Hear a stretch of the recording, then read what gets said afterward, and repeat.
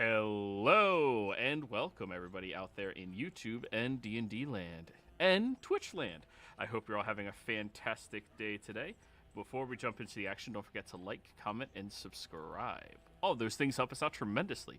If you're interested in supporting our community a little bit further, consider becoming a member here in our YouTube channel or by subscribing to our Twitch channel. Both of those are relatively cheap things, and you get to get some really cool emotes. Lastly, if you're interested in joining any of our campaigns, I have open slots available in each of my games right now. You can find them on our Patreon, which is listed down in the description below or linked down below, depending on which website you are on. And I believe that is going to be all my shameless self-promoting. So, why don't you go ahead and tell us what happened last time, Barnabas? After finishing off the director, we started hearing helicopters coming in. It seems that terror has arrived with our boss, because they weren't overly happy about the fact that we never truly denied we were members of terror and just let everyone infer that we were. So they took in charge of the situation and kicked us out.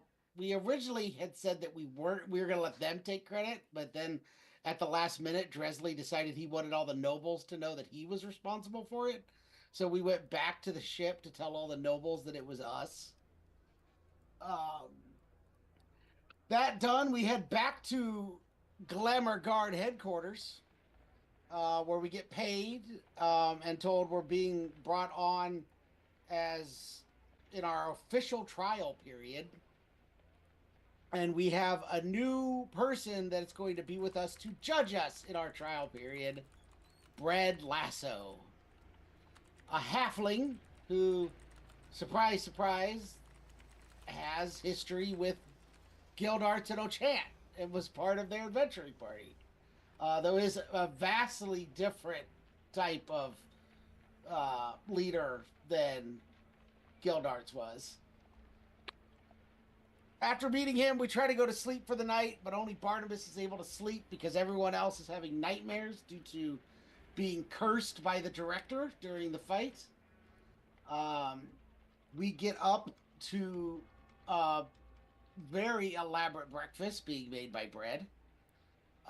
And we have to cure everybody's curses. And then we're given options for our next mission. There's a lot of back and forth. Two of them were heists. I don't remember what the third one was. And then the one we eventually ended up choosing, which was a bodyguard for a bard who is gotten a threat for her next performance on a boat. A riverboat this time in Old Orleans called the Sapphire Siren. This performer, Meloressa Wynn, received a threat of a black rose, which is the calling card for some group called the Red Note. And there's been a bunch of other things where other entertainers have disappeared in the last month. The entertainment director of the Siren recently just kind of disappeared, and they have a last-minute replacement. So she decided she needed extra bodyguards. So we are supposed to meet her. So we took a week of downtime to prep, and a couple of motivational speeches for Bread. And we couldn't really find any connection between Wynn and the Red Note. Lenny did find a connection that she had been invited at one point to join, or to go to the island that was ran by Curtain's Call, but she never actually replied to the invitation. I reconnect with my little sister, and who now has the phone number to the place. Will probably call way too often to get me in trouble at some point. We do a little bit of other downtime. Then we head to Old Orleans to meet up with Meloressa at a place called the Wayne's Rest, which is her current engagement that is ending before starting off on the Siren. So, at the end of her performance that all of you sat through the majority of it, her voice was smooth, velvety, perfect. Her pitch was exactly where it needed to be, and there was so much heart and soul behind her singing. It was difficult not to pay close attention. Her very smooth, bluesy, and jazz demeanor just captivating the entire audience, regardless of your preference of the music or not.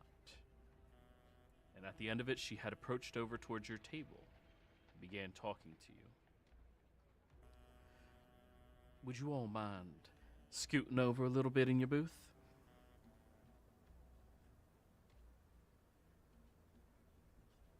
Then he will slide on over with his jambalaya, make some room for her. Yeah. Oh, God, you bought jambalaya in the South. This bowl's half the size of you. Just... Oops, sorry.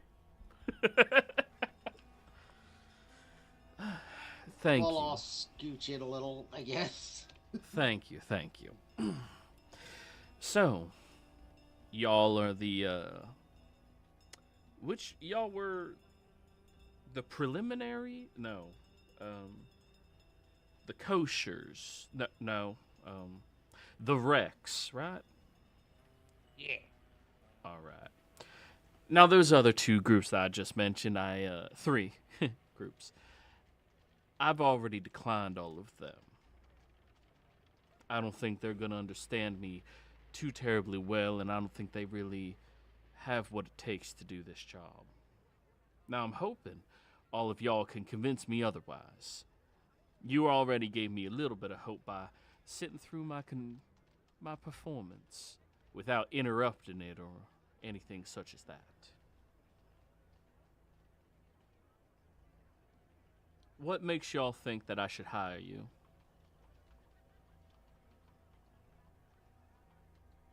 Hey, we're going through an interview process. You guys see Brett at the other table pull out his notepad? Well, we've had experience with dealing with unsavory parties, threatening and abusing certain higher-ranking individuals before. So this should not be any... Well, there could be differences, but it shouldn't be something outside of what we're capable of handling. Mm. And you think that's what qualifies y'all to protect me? No, but we also like hitting people who hit our friends, so... Charming. Our most recent mission involved not only dealing with another boat and multiple other performers, maybe none not as quite as famous as yourself, though I do believe the Duchess was quite successful in her opera career. Baroness was the... The Baroness was quite successful in her I opera don't want career. to step on you, but... No, you're right. No, you're right. It's the right correction. We also, previous to that, spent almost most of us at least, spent almost the last 6 years living amongst the Fae.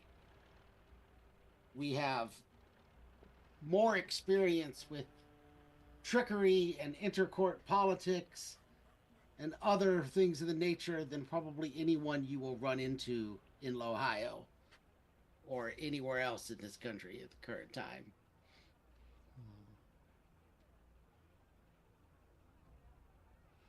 Interesting. Now, my business is primarily my own. I need guards that are going to understand that I need protection. And you only need to know what you need to know in order to do your job. On this cruise, I need to be safe from any would-be attackers, but also, during the cruise, I'm going to have to step away momentarily off the vessel. Meet up with somebody.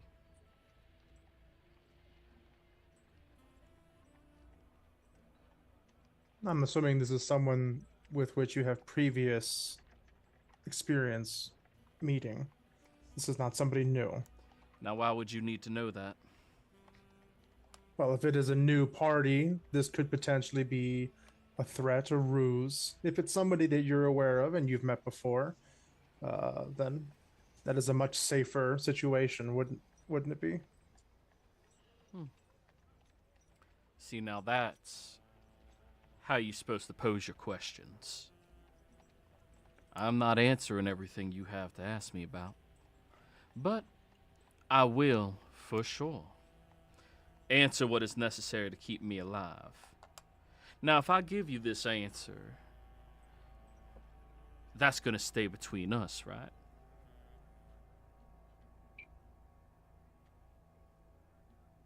Operational discretion is a core value of the Glamour Guard.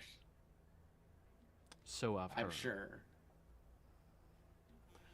Excuse me, but back when I was performing previously,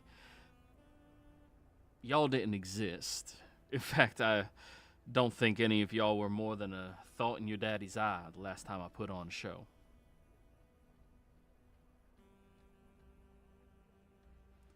But this all seems reasonable. I think I'll pick up your contract.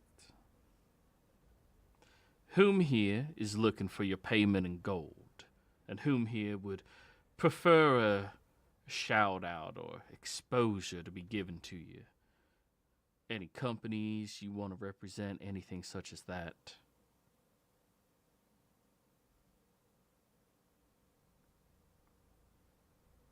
Well, you feel about soda? I feel like it's unnecessarily rough on my throat and really bad for me to drink. Then I'll take the gold.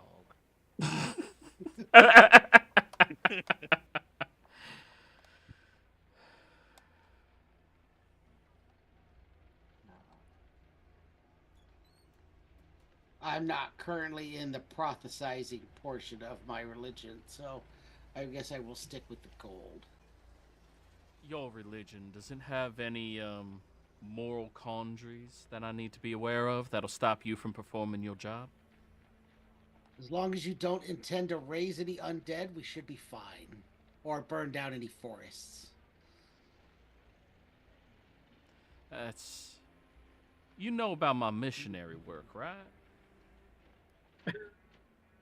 Like I said, we have been in the Fae for the last 6 years. Oh. And we were young before So- that, so probably not. In the dossier that you all received, you did know her last performance was the Hearts Unlocked, which was a charity that raised 30,000 gold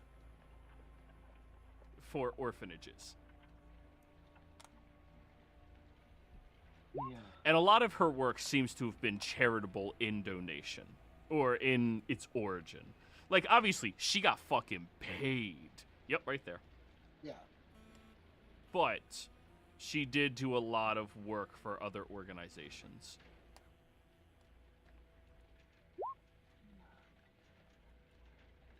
My religion has no problem with anything else, I think, that would be a concern to what are generally the concerns with people in your position.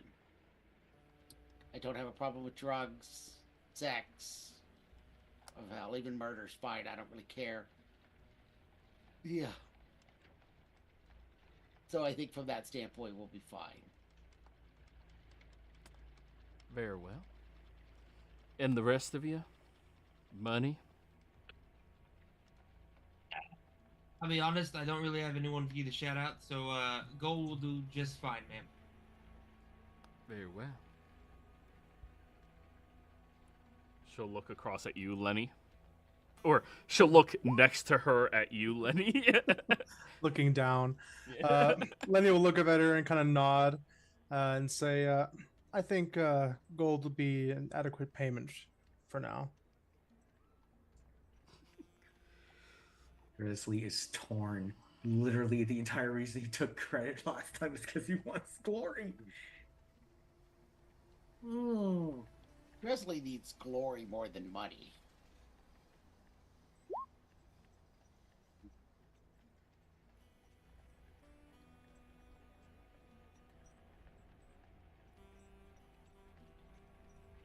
Damn it, Joey, why'd you have to give me these options? It's a very simple option. I mean, yeah, it's your call. Whatever you want to do.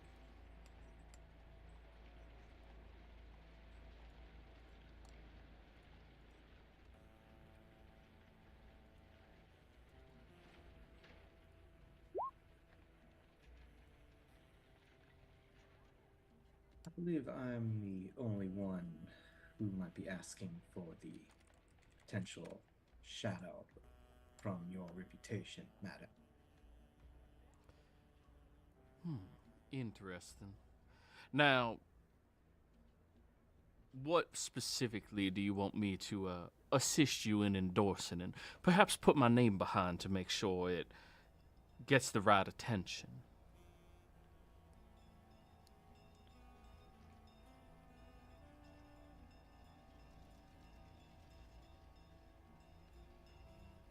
I'll keep it a little simple going forward. Judging from how well we do our jobs, our group itself, our party specifically.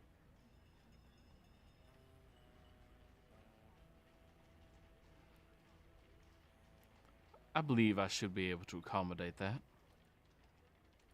Give you a resounding review. One that your organization can use as it sees fit. If you all do your job properly, that is. Now, I had a change of heart. Would you be willing to do an anti-oil PSA? she leans closer towards you, Barnabas. I would love to. I will gladly accept an anti-oil PSA as my portion.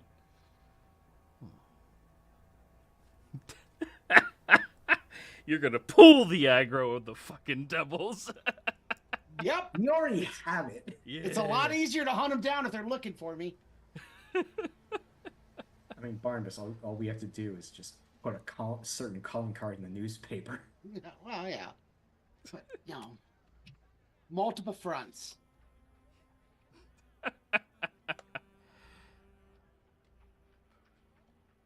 Barnabas has no need for money.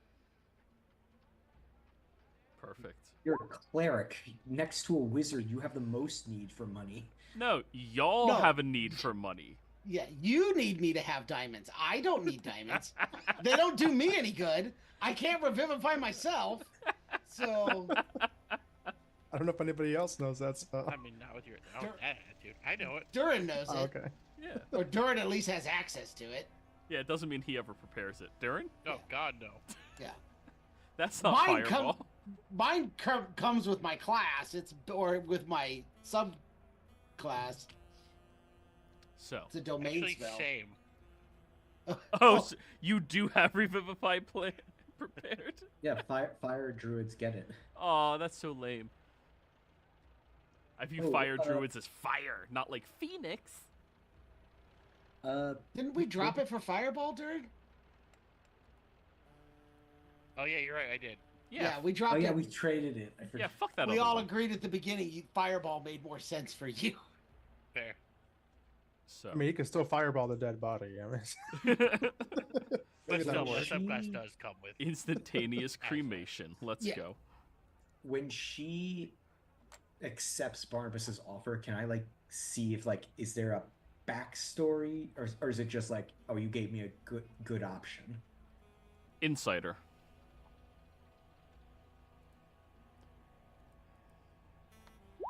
Uh, 17.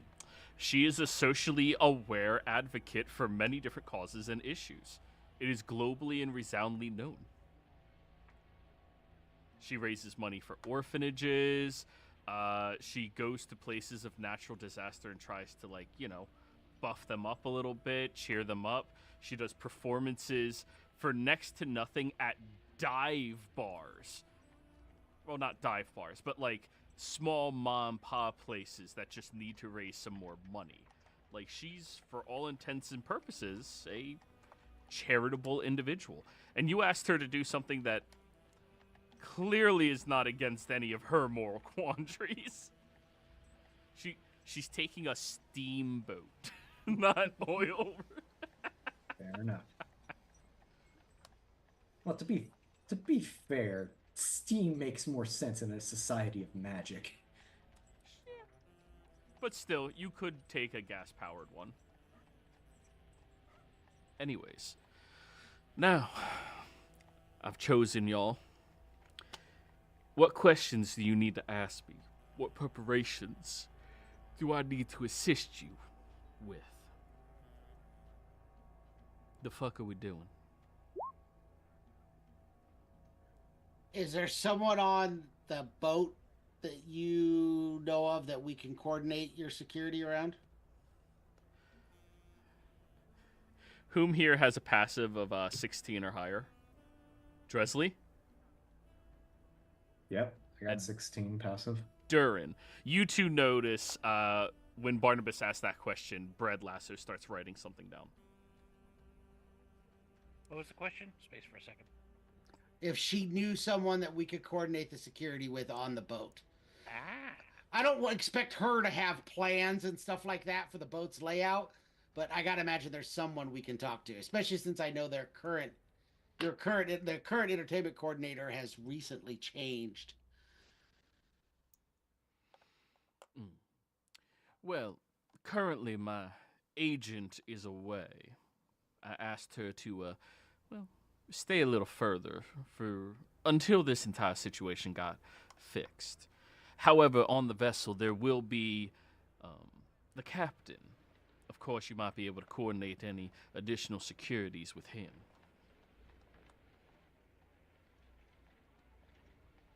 You have a schedule of events that we can know ahead of time to make sure that those areas are secured before you go there? Yes, I do. I'll make sure, actually, I believe I have a copy of it. She goes and reaches into her shirt or dress and pulls out a folded piece of paper and hands it to you, Barnabas. Okay. Eyebrows go up. He's a holy man. You mentioned having at least one additional meetup that you would have that is private. Will you be requiring any security around your travel to that destination or during that encounter, or is that entirely on your own with no interaction from us and we are separate from your process during the entire time? When I'm traveling to deal with this individual, it's going to be in the middle of the bayou. You all are going to have to be traveling with me to keep me safe for it. We have to sneak off the vessel. We have to row our way over to a cabin. Y'all will wait outside. If I give you any signal that I need assistance, I need it immediately. However, I just need you to be available. That's all. So you just need discretionary extraction to a location, and then we will guard the external of the location unless less needed. That is correct. Okay.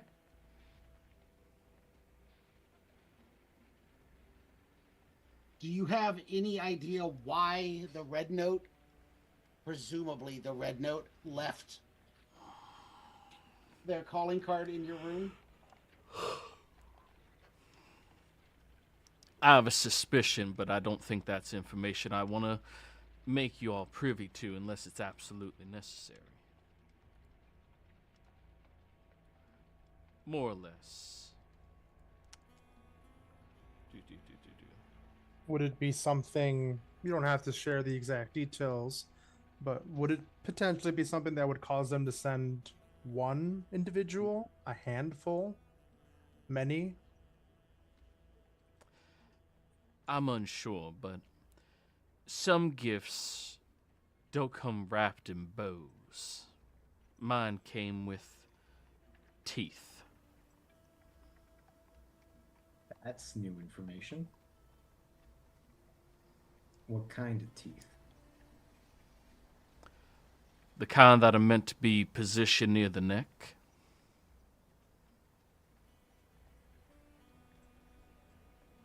Above board, is she saying vampire teeth? Or did she just not understand anatomy? I think I don't think it actually came with actual teeth in the bag. Thank you. Okay, sorry. It was, I'm yeah. taking. I took that as literal, not flowery description. Yeah, I no. I was right there with you. So was I, because I was now convinced the Tooth Fairy was behind this. Thank Oh, no. you, Letty. Was Thank I the you, only Letty. one? I was Thank like, you. oh, okay, so they're Oh. definitely aggressive with their threat. We need both of your brain cells, man. I completely switched gears to the Tooth Fairy. You're like, yes, the To be Tooth fair. Fairy. To be fair, I was totally on board with. You guys have been in the Feywild too long. Yeah. Yes, the teeth. Like, Our paranoia has kept us mostly alive. wow. So, 50-50. But anyways.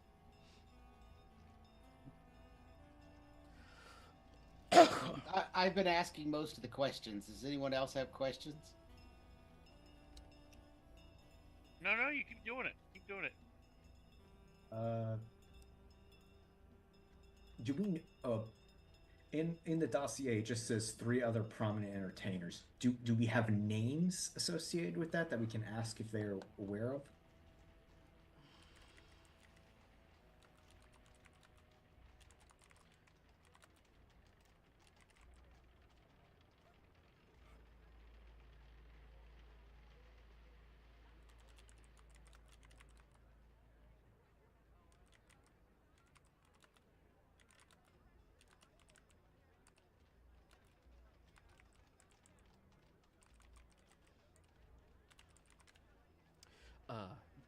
Tama Lead Bones, Von Hilganis, and Levi Livingston.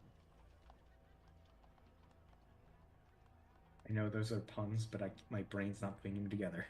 It's fine. I guess I'll just ask her, were you in contact with any of these individuals in the last 3 months? Yes. Levi and I had a secretive rendezvous between the two of us.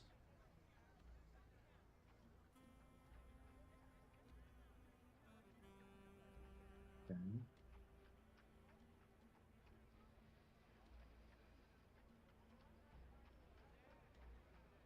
I only have one real question left, ma'am. You willing to carry a knife for emergencies? The only weapon I ever keep on me is Priscilla.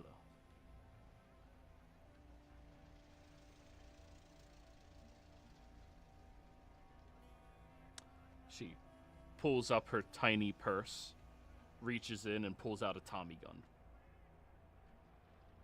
Wait, hold on. She pulls out a tiny purse and then Yes. pulls out a It's like Tommy- extra dimensional spaces are a thing. Like the kind of right, weird right. jam.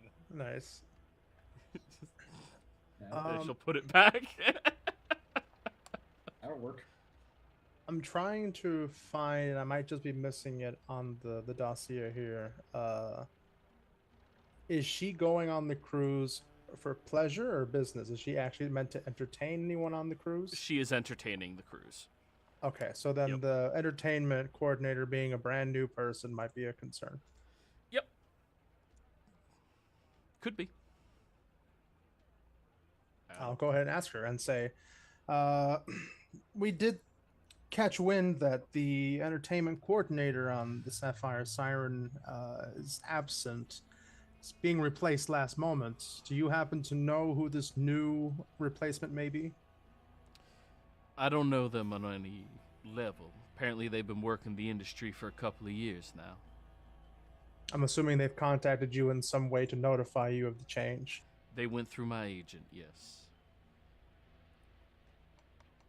Has there been any change to the scheduled performances at all during the voyage? Yes, I'm no longer expected to perform the first night that we are leaving. Instead, we're going to be performing on the second night and the morning of the second day and the morning of the third day. 3 performances. It was originally 4. So they haven't added new ones, they've just removed one. Correct. I was not given a reason as to why either.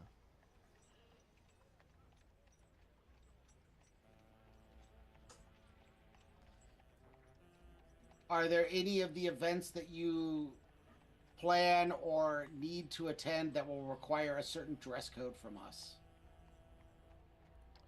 Well, you all have to be bayou dressed. You are Dress going to have against to that. phrase that for me. I am from Ohio. I do not know what bayou dressed means. It's a specific type of suit that breathes more easily. A lot of linens. Still looks refined and nice, but doesn't allow the moisture to sit underneath against your skin. You all do notice, like, you are sticky with sweat where you all are. Except Pyre, he's chilling. Durin, it's the worst for you.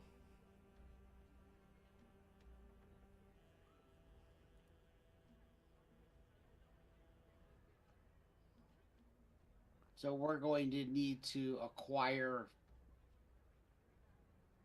bayou suits.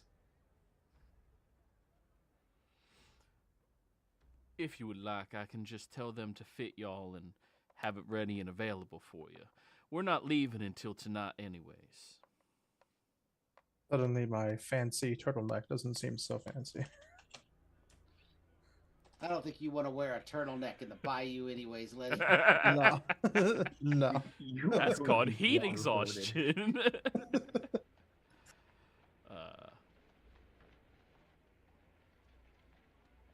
Well, anyways. Do you have any other concerns besides the red note? My meeting, I'm not positive what direction it's gonna take. I'm hopeful, but I'm not naive. There's a little concern when it comes to it. For sure.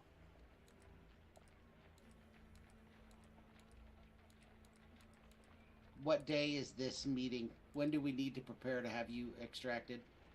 After my first performance of the evening, tomorrow. After tomorrow evening, immediately after the performance? Well, Or there'll roughly? be a period of time where I have to schmooze with the right people. Talk them up a little bit. Then, of course, we're gonna have to take our leave. I've already charted the path that we're gonna have to take in and out.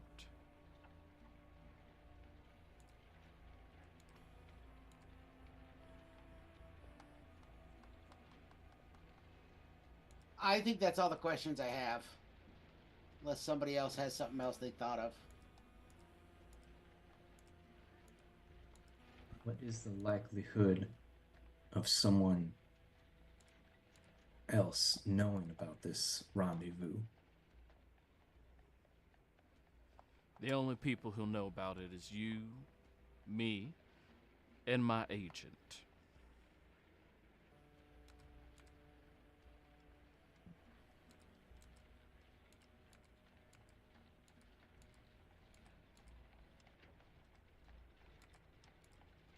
Why was Velvet Sins banned?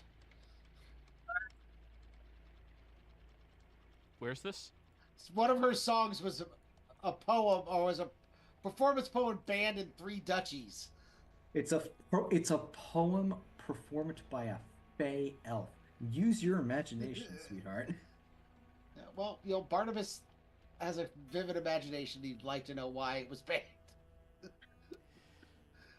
The song had a way of persuading the hormones out of people to make them much more loose in the moral compasses. It's not my fault that it lyrically was ingenious.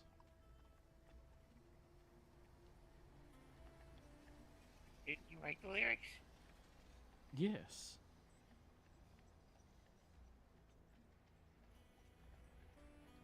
Thank you. That was just mostly curiosity, though. I guess it does lead for a potential.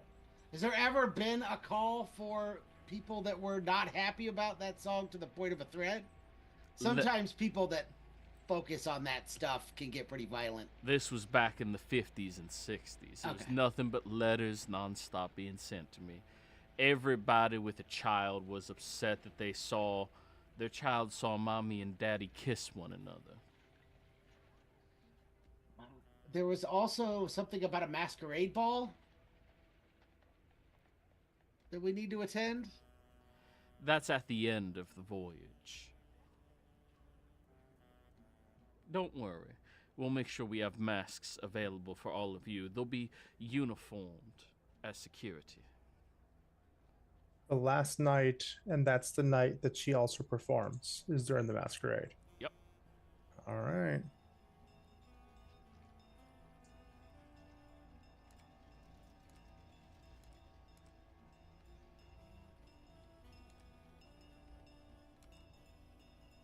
Now, do we have any more? Oh, yes. No, this was going to be above board. Are we currently in one of the duchies that song is banned? No. Okay. No. Like, possible escape route.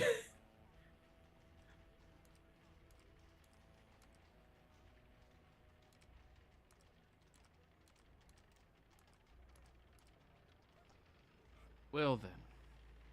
Do y'all have any more questions?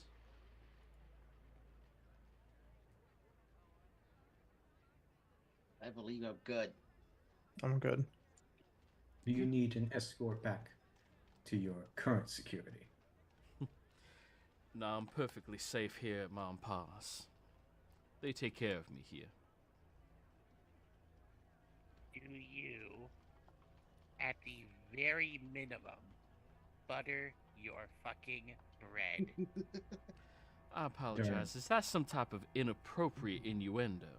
No, just last mission someone didn't. She leans in close to you, Durin, and like inches for you to get closer. Mhm. No self-respecting woman from the South would ever eat anything that wasn't covered in lard or butter. Slam my hand on the table. You're damn right.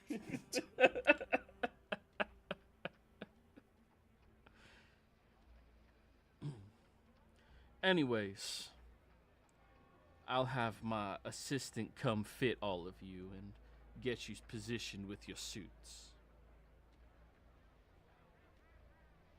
Are we meeting you above or at the siren, the Sapphire Siren? You all be Or are we escorting you there? You're escorting me there. I'm staying upstairs in a room. I'll be back down once I gather my things and transform into something more worthy.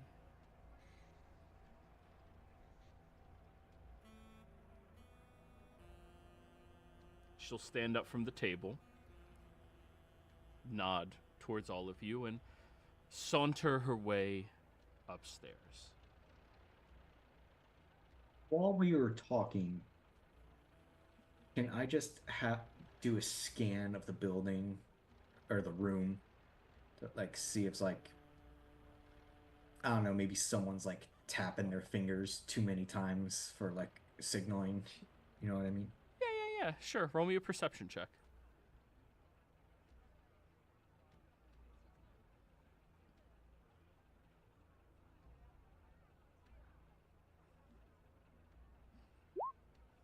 The 15. Nothing like that, but you certainly had the attention of everybody down here. Even when they're trying to play it down and, be cool about it, you still had their attention. I'm gonna step outside. Or actually, I wouldn't know which room she has upstairs. Well, regardless, I'm gonna step outside the front of the pub, bar, restaurant. I don't know what this place is exactly. Yes. But yeah. I'll It's a step music outside hall out somewhere. front and I'll just keep an eye on the surroundings outside the building because I immediately think she feels very comfortable and safe here. I don't know if we've necessarily seen guards or security or bouncers or anything like that around the building, or if she just feels comfortable because it's familiar. but I'm going to at least keep some attention outside on the streets because this would be a perfect opportunity for somebody to try to get her through a window or something. Perfect. Lenny, perception check. Alrighty. Your And favorite. I should have advantage now because I got the googly glasses. You step outside, the glasses Great. just googling about. Great first usage of the googly glasses. You could have at least rolled 20/20, right? Right. Anyways, you sit there and you begin to look around the establishment. This place doesn't seem to have a lot of people walking past it. It doesn't have a lot of people that terribly interested in it either. At best, you can only see that a handful of people are like looking inside curiously, and they seem like tourists walking around, right? And of course tourists would be looking in here as they're walking around, because it's a place they're touring around. But you don't sense anybody seems to be watching the location, and Lenny, you get a little nervous when you look upstairs, and in typical noir fashion, you see her silhouette as she's getting changed. That'll be a charisma save, Lenny. I wasn't trying to peep on her. I know Hold you're on. not trying. Charisma It's a save. noir, man. You know, it's like 15. okay, yeah. You look away with a little bit of a blush, but you're good. You're staying on business, and you're not All right. looking back up there. I'll just try to pay close attention to everything else, and Yep. if I need to, keep an ear on what's going on in her room to hear if I hear any ruckus. That is a suspicious-looking cat. Just Yeah. Anyways, inside, everybody, you all see a elven woman walks up to all of you, seemingly fairly young, probably less than 60 years old. As she walks over to the table, hello, gentlemen. May I have your measurements, or do I have to take them? Would I, since I paid for them, would I have been given a copy of our measurements from the previous tailor? I mean, we can say that you saw everybody's measurements. Yeah. I write down everyone's measurements. Thank you very much. Your ties are the only real customizing that you'll be able to do as security. What color tie and what type of tie? Type? Bow tie, long tie, Winslow knot, ribbon, draws. I know these are different kinds of ties, but I can't Oh, picture anything besides a long and a bow. I definitely want the ribbon. Does the Winslow tie have a problem with Steve Urkel? It does not. And of course, as such, purple ribbon. Purple ribbon for Lenny. Okay. Green bow tie. How did I know Durham was gonna go bow tie? You won't even be able to see it with his beard, but he'll know.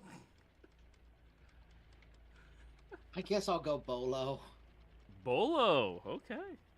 with green. Green bolo. Okay. Could I have before we left? Could I, while we were still at the Glamour Guard, could I have gotten a 300 gold diamond for? You're if gonna I buy need it? Revivify? I'm gonna buy it. Wow, you guys, you're so nice. Yeah, Oh, sure. I'm not using it on them. This is only if she dies Ah, that I need it to get the mission done. Good call, They good can call. all die. good call. Good call. Yeah. Although if we still have it after the fact, then you can use it on us. Yeah, one of them. Part of us bring him back. He doesn't have a diamond. Giant Yeah. rock sitting on your finger. To be honest, Lenny does have to catch up to everybody, so Yeah. No, that's every dime I have. And That was our money from the last mission. how about for you, Pyre? What type of tie and what color? Shit. I don't think Pi has ever worn a tie, so I don't think he cares. As long as it's like maybe like black, red, or orange's eye with it. Orange. Ascot. Oh, in Me and this Lenny are on the weather? same page. Yes. In this weather?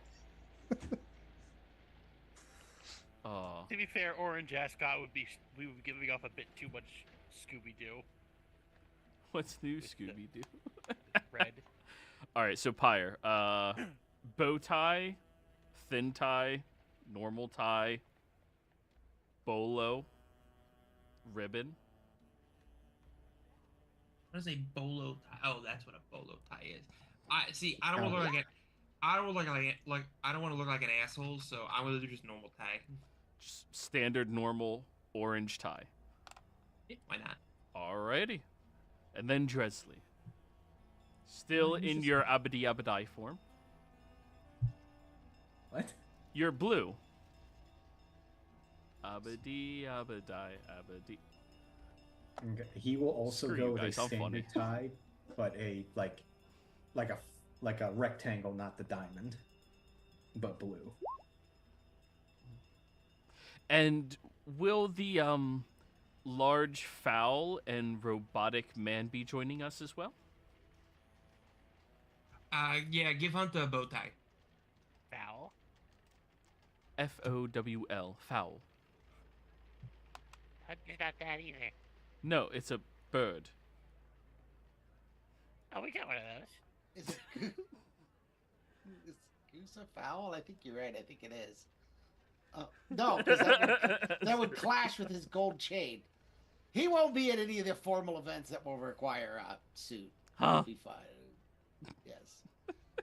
All right, Hunter gets the bow tie. Very well. I'll make sure everything is fitted, customized, and ready and available for all of you by this first step onto the boat. And she goes off running down the street. Lenny, you see her take off fucking booking it. I feel so bad for that woman. Oh, wow, she can run. Lenny suddenly kind of becomes alert. Why is she running? What's going on? He's just looking around. Googly eyes going crazy as he spins back and forth. Brett looks at all of you and just gives you a thumbs up. I don't suppose this location has like an open mic night. I mean, there's a mic on that stage. Nobody's using it. There's a piano. There's a bass. The trumpeters hold their own trumpets, but you don't use another man's trumpet. That's just not right. But anyways, any of y'all have anything you want to do, or can we start getting over to the voyage? No, I'm good. Okay. Once she comes down, I need to ask her 2 questions. Okay, she'll come before down. She's ready to leave. I need your permission to cast a spell on you. This is a preventative measure. What is the spell? Death ward. Very well. You're going to be very exposed during our transport, so it's the most likely time that anything large would happen. And do you have a DNR? I don't think that existed until... Yes, it does. It's a do not revivify. Yep. It's the same thing as a do not resuscitate. Believers Magic in the version Raven of it. Queen do not revivify. I don't know what her stance is on revivification, so I need to know whether So- it's possible. And if the worst happens, She will show you her right earring, which is a 300 GP diamond. okay. If need be, feel free to use it if you're capable of doing the spell. That's my question. Just wanted to make sure. I wouldn't want to be in that situation and forego your beliefs and bring you back if you would not want to be. If the gods didn't want us to have the magic to do it, we wouldn't have the magic to do it. So says the god of death just looks at the hell I don't. Yeah. Unfortunately, there's different gods with different policies, so Not mine. Anyways, are you all ready to go taking off? And you see she's changed out of her beautiful performer's dress into a much simpler black and white dress that the right half of it appears to be white on the one side and then white on the bottom left. And it has this very thin pencil skirt attached to it that makes it look very awkward to walk in, and a very wide brim hat with a peacock's feather on it to, well, stop people from seeing who's dressed so lavishly.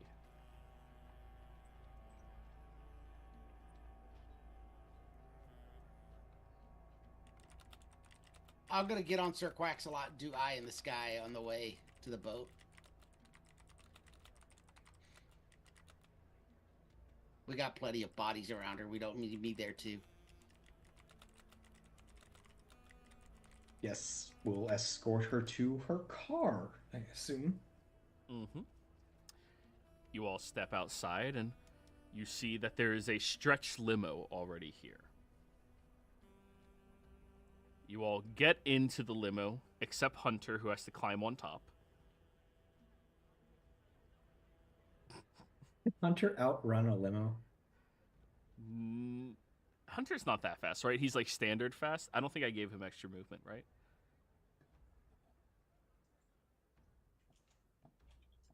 Pyre?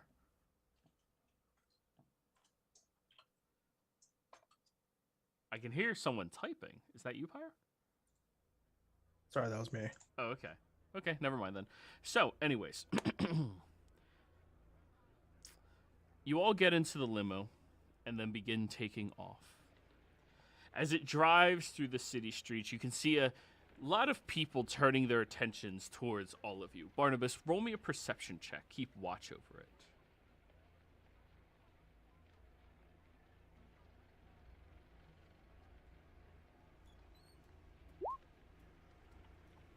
Wonderful.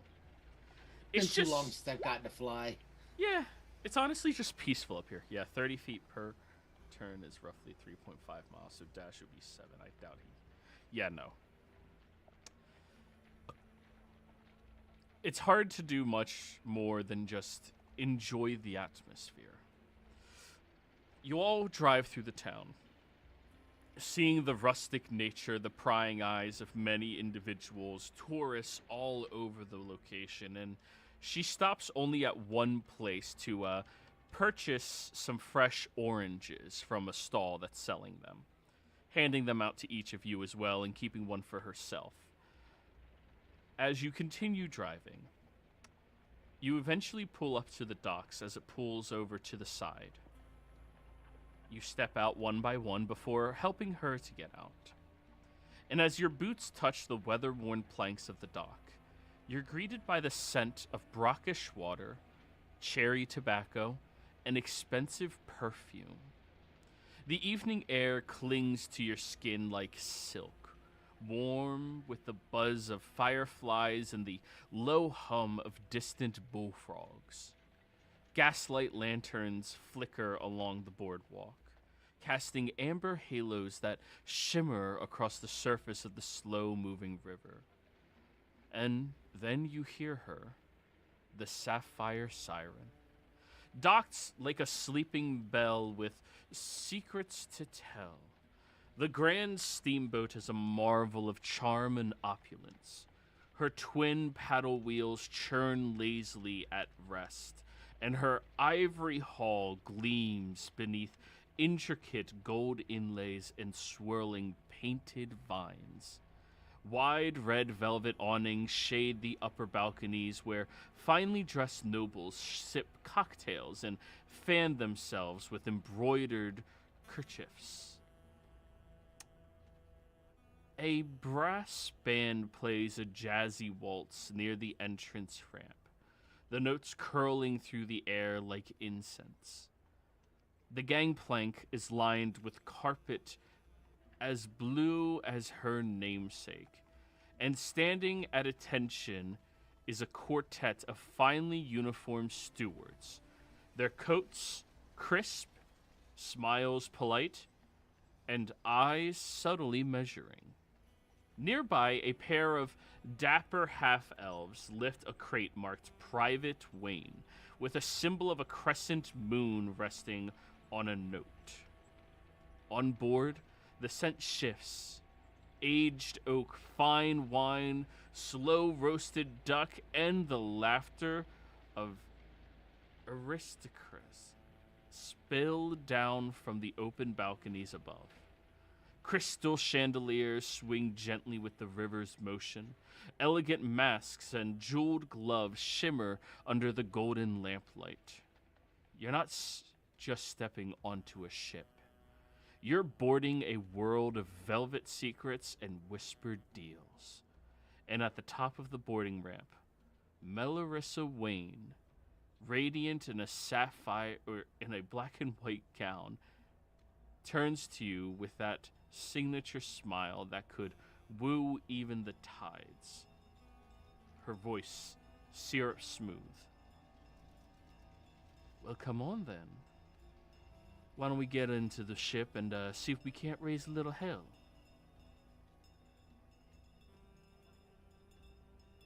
Fucking my language. Now, as you have to land Sir Quaxalot onto the vessel, the captain will move over to you. I was made aware that you were bringing a large fowl onto my ship. We have a crow's nest up there, but steam might get a little ruffling for his feathers. They could take swoops around as they see fit, but for sleeping, they might want to just go over there. Very good, Captain. Thank you. Yes, I'm sure he'll take time flying around, and I normally go for a nighttime fly every night anyways. So Good. He'll take a step back. Oh, is there someone we can coordinate security questions with on your ship? that'll Or would be that me. Be you? And whom is your security liaison? Or sorry, not liaison. Who's your head of security? Pretty sure canonically it's Pyre, isn't it? That's who it was in the last mission. Technically. So, I mean, guess it's still me. Yeah, it's Pyre. He's Very the one good. with the giant robot. what so- questions do you have for me, sir? And what is your official title? I gotta ask when I got Skittles in my mouth, bro. Hold on. Well, swallow your damn Skittles. I'm trying. Put a handful in. Ah, damn.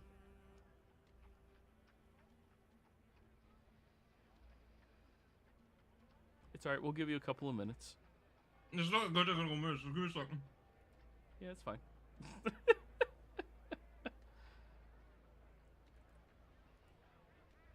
There we go. Okay.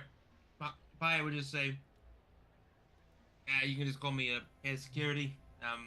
Pretty easy. Or just, Haas. Don't actually call me that.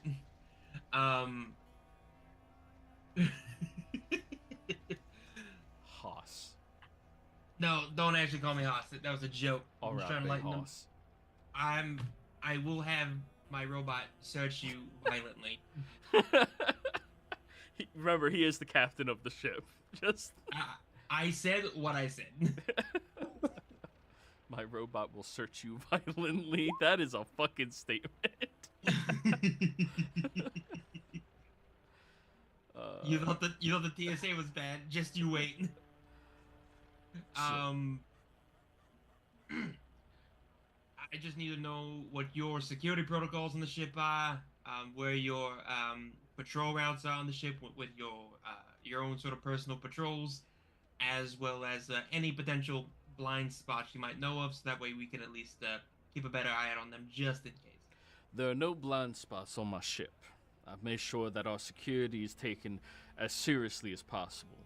We have 12 trained official security guards on our vessel, as well as the rest of the crew has minor training in all adaptations, many of which went the first 2 years at adventuring school before, well, choosing a different lifestyle. Between the 12 individuals, we have 6 patrolling at any time. It's always a 3-3-3-3 setup. 3 are rotating on one shift, 3 are rotating on a slightly altered shift. There's never a point in time where our ship is not being monitored by 3 individuals, even during shift changes. As you can see, we have 2 upper levels, and below deck, we also have another 2 levels. one of which is everybody's personal quarters. I'll be able to show you all directly to Miss Wayne's room, and I've even been able to set up for 2 of y'all to be able to share the room across from hers. The rest of the security detail will be having to be put down into the lowest hall itself. As I'm sure you understand, we didn't have that many readily available rooms for this many people. That is understandable, especially with the essence of this voyage as well. Have you I'm sure I know the answer to this already. You thoroughly vetted your patrolman, made sure there's no leaks or dirt that they may have on them, so to speak. We do a full background check that's very in-depth for everybody who's coming onto this vessel. Everybody has a 6-month wait period between signing up to work for us and actually getting the job. The only exception being, of course, my first mate, who I served in 3 tours over across at the Afriques Desert. Well, I thank him for his service. I did his accent. I'm sorry. No, it's okay. These accents are contagious as fuck. And I'm also from Texas, so it doesn't help. Same here. Fucking just sliding into ancestry, like, you talking to me, boy? No, I understand. That is very good. Honestly, it seems like you got this paid down pat. I will keep an eye out though, just in case. You can be as secure as you want. That doesn't mean something can't slip up. I will keep a vigilant eye to make sure that everything is my accent's going back to fucking Western. God damn it. I'll be sure to let my crew know that they are to answer any questions you give to them and react to any statements you give to them either. Is there anybody on your security detail that you would entrust that level of leniency from as well? Leniency in what way? God damn it! If I to can listen to your commands. Is there anybody else who, like, you want his people to, you know, if they say something, treat it like he's commanding them to do something?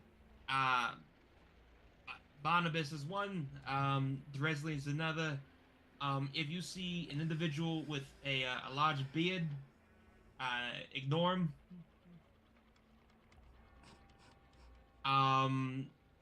We have another guy, Lenny. He's a bit dramatic right now, so I guess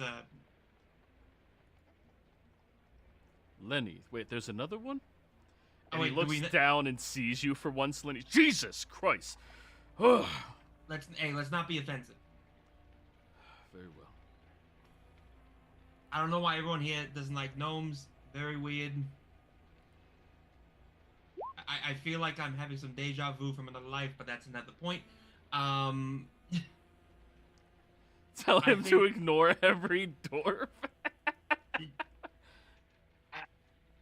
It's mainly a joke. Anyone on my side you can listen to. I will say though, if the ask seems a bit sort of out there, then perhaps follow up with me. Otherwise, the only other person I can think of, but he doesn't speak, but he follows commands from me very well. This guy, I point over the hunter.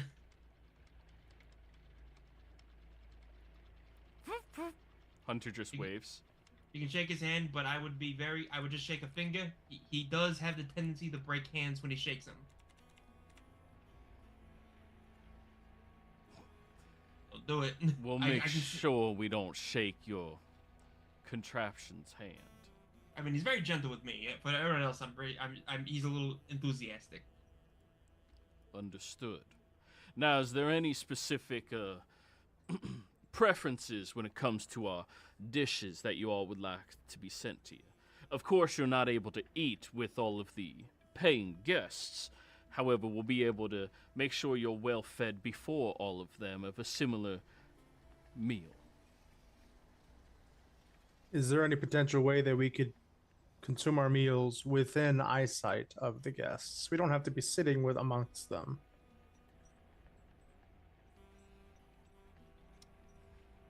Well, that depends. I figured you all would be eating before them. Oh, no worries, no worries. Lenny realizes he can just make himself look like a chair and sit there and eat his food while he's watching them. Yeah, Durin, did you hear that? You don't eat on duty.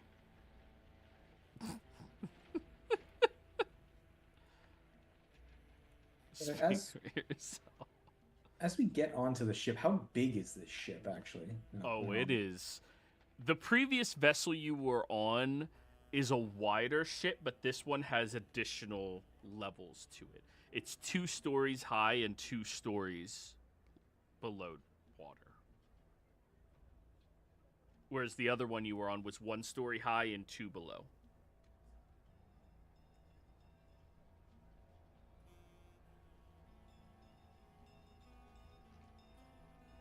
Now, is there anything else I need for all of you before I go and greet the rest of my guests? I think that's all for me. What about the rest of you? Do you have blueprints for a layout of the ship? They're in the captain's quarters. You're more than welcome to take a look inside of there to make sure everything's to your liking. Don't touch the big wheel. Just look at Durin. He's just looking at Lenny. Hypothetically, is there a reason we wouldn't touch the big wheel? Because if you touch it the wrong way, the entire ship crashes, and you're gonna owe us 100,000 gold. I'm not gonna touch the big wheel.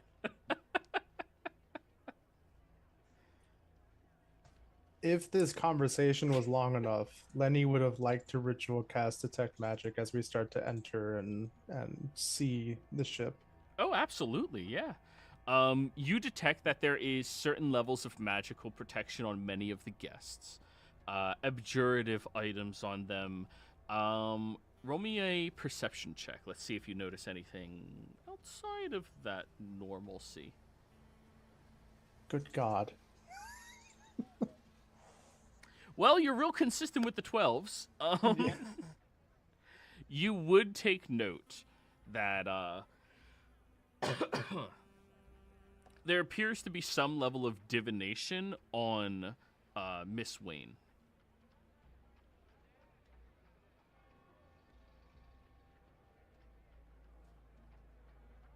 So like it's coming from her, or was it cast upon her? That'll be an I don't know. Arcana check. Okay. Let's see, Arcana. There we go. It was cast upon her.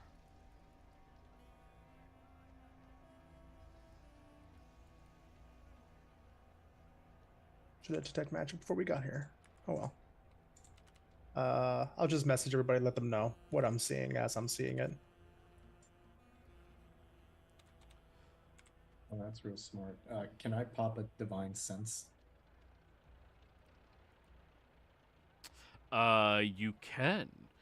You sense within your presence there is a fae. There is also some people on the ship have like fiendish auras around them, not like on them, but around them, and fae-like auras around them.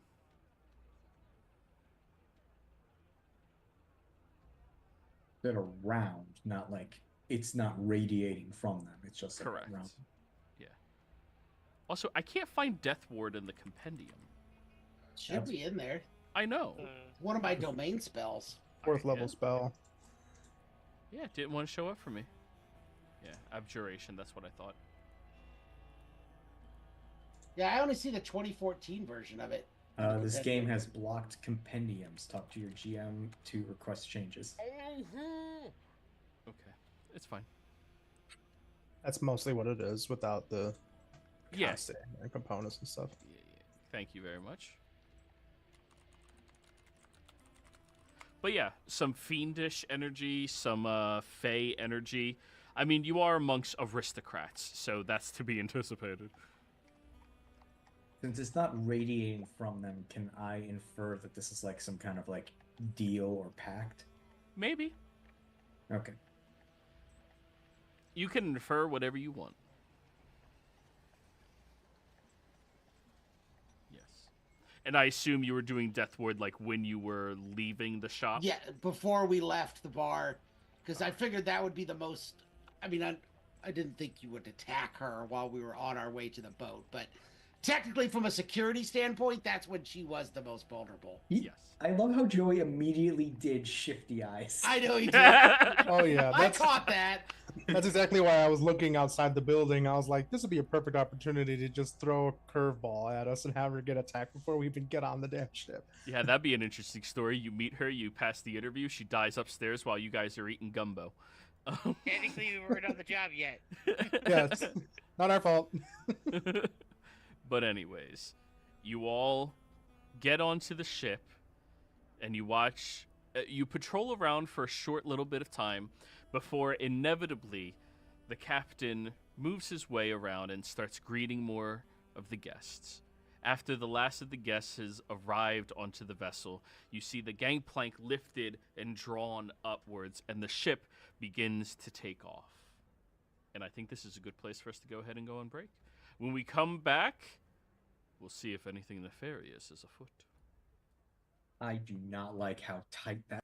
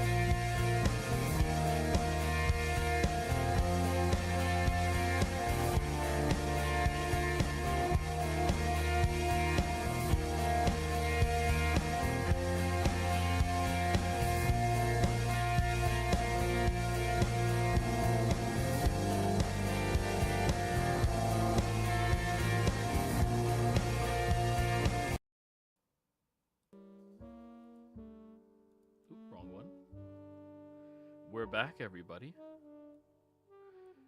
Where last we left off, the party had successfully made their way onto the voyage. Or onto... Ah, shit, I closed out the handout when I fucking did this shit. Sapphire. Sapphire Siren. Oh, that's louder than I thought it'd be. There we go. Beginning to travel down the bayou. Whom here wants to wander around the vessel in order to find any security risks? Who here wants to stay by her side during that investigation portion to make sure she's safe? And whom here wants to mingle with the crowd to see what information you may be able to glean? You guys can break up into groups of 1s, 2s, however you want to do it. Yeah, Durin? I will wander the ship.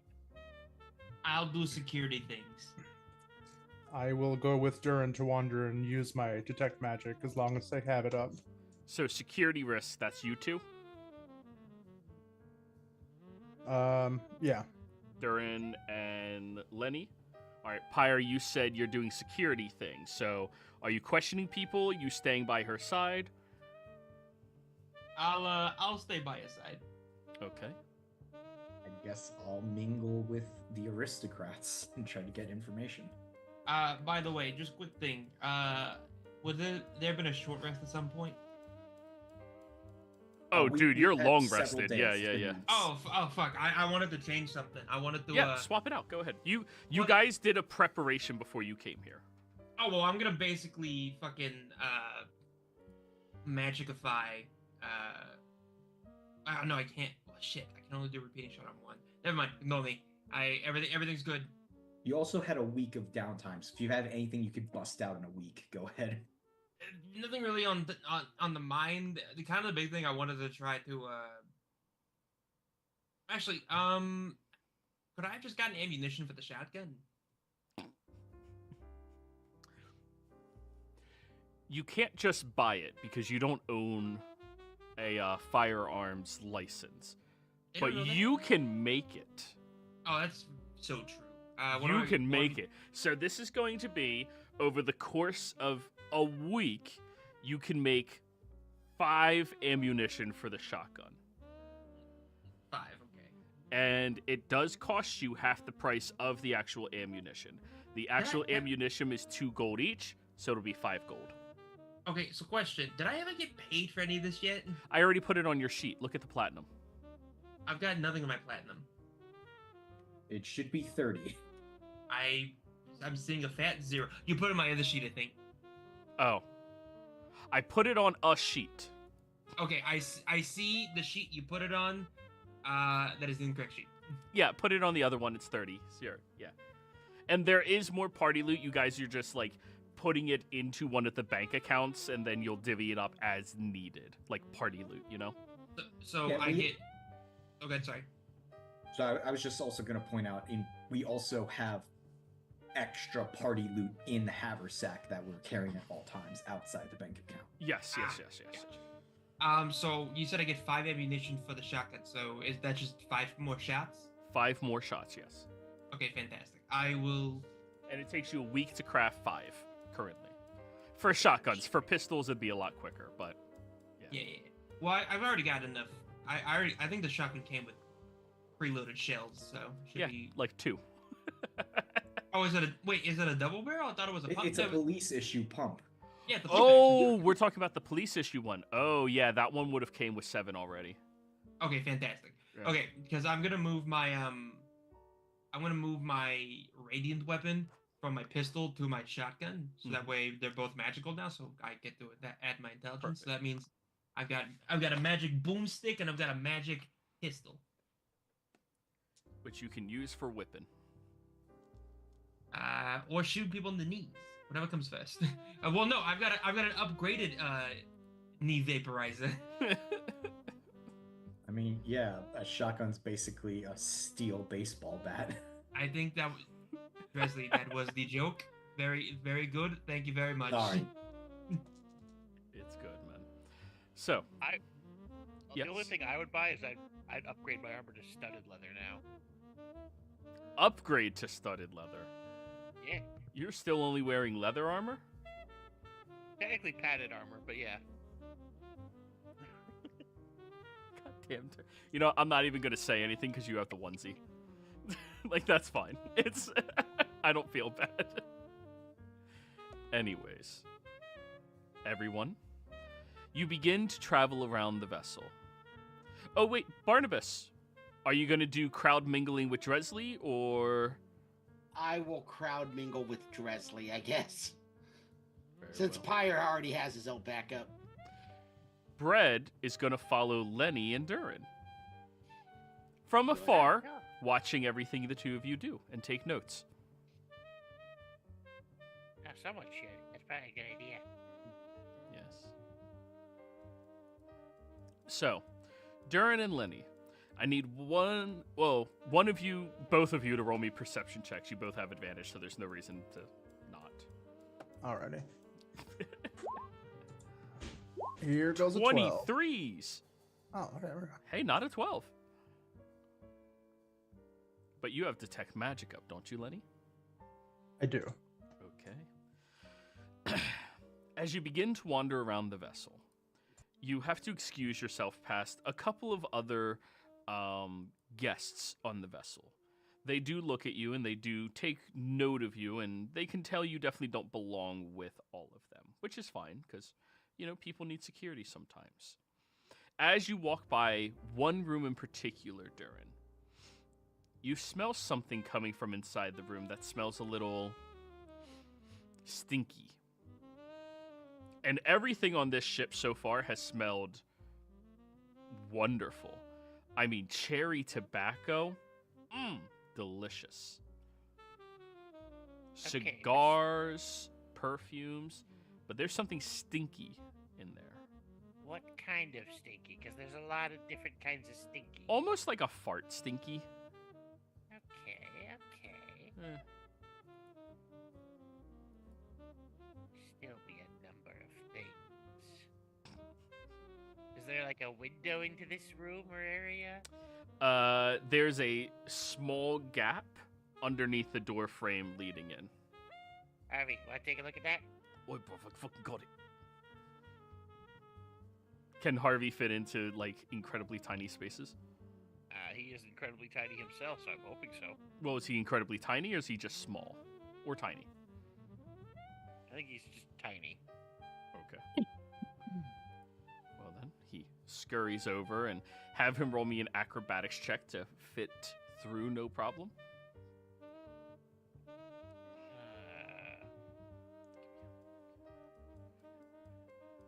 Where did I put that?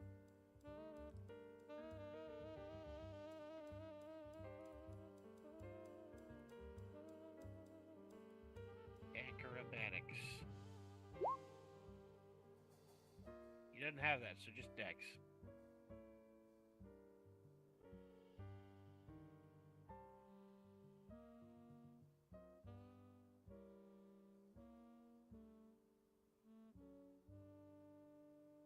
That's unfortunate. So he gets stuck halfway under the beam. Have him roll a perception check at disadvantage. Doesn't have that neither. 11. Oh, shit. Oh, I shouldn't have eaten all that fucking creme brulee. Fuck. Hey, Wait, there's creme brulee. not anymore. Fuck, I ate it. Yeah. And the gumbo. Okay, you gotta get me out of here. Go get me out of here. Somebody burned some incense. Ew. Alright, I'm gonna try to get him out of there. Okay, athletics check. Uh-oh. Oh yeah, you rip him out from underneath and he... that fucking hurt. Oh. He'll look over at you, Lenny. Fuck you looking up, bro. Then he just laughs, like, just completely outwardly laughs at him. What, you want to do something about your fucking short stack, huh? Bet you can't even see over the counter. No, I can't sometimes, but at least I don't try when I know I'm not able to.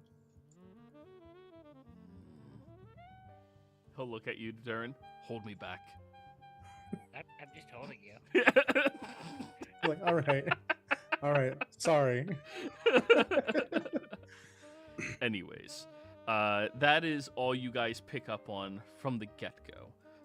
Lenny, as you are patrolling around, you realize, like, only a couple of these people on the ship don't have some type of, like, magic surrounding them.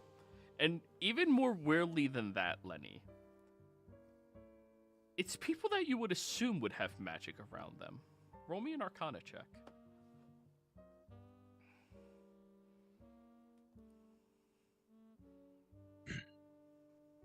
24. So, there's this one woman on the ship. She's wearing a beautiful looking sundress, a large parasol that she has above herself that now that it's nighttime she lowers down, is just like resting by her. No magic emanating from her whatsoever. However, when she looks around, she seems a bit too cautious, which makes you think she's probably under the effect of like a non-detection for some reason. There's one other individual as well who maybe has a similar cause to that. There's a man on the wait staff. You look at him, and even amongst all of the waiters, he's the only one that has nothing magical on him. Which is weird. In this day and age. Now, it could be that he can't afford a magic item. But, I mean, it's the equivalency of, like, somebody in the modern era not owning a cell phone, you know? All right, they're not acting any differently. They're just without for some reason. Yes. I'll try to make a mental note of that particular wait staff person. Try to see if I can memorize their face as much as I can. Identify, what color hair, whatever, height, race, and then also the other woman who looked a little bit peculiar as well. Just to kind of make a mental note. Alrighty. Now, that is what transpires as the two of you and Bread are walking around. Barnabas and Dresley. You see the majority of the socialites are staying paired off or trioed off, hanging out in only small groups of 2, 3s, and 4s. 4 seem to be couples hanging out and talking to one another. Well, yes, I did just procure a very good office building. Type of folks.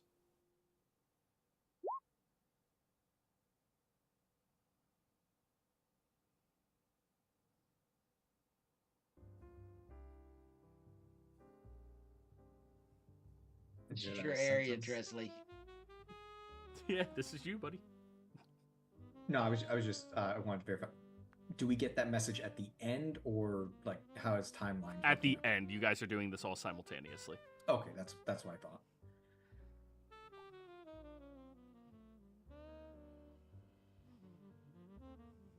All right, I guess I'll rely on my background of growing up in a crime organization. I guess I'll start trying to work my way through. How do I describe this? You know that thing where people say something, it sounds important, but then you realize like an hour later they weren't saying anything at all? I'm trying to double talk, I think is what the term is. Like I'm trying to like go through the people to like get through the crowds, pick up what I'm hearing, get Barnabas an opportunity to pick up anything noticeable while I'm the distraction effectively. Oh, so you're carousing the crowd while Barnabas sees if he can't pick up on weird actions. Right. I got you. All right, so that'll actually be a performance check then.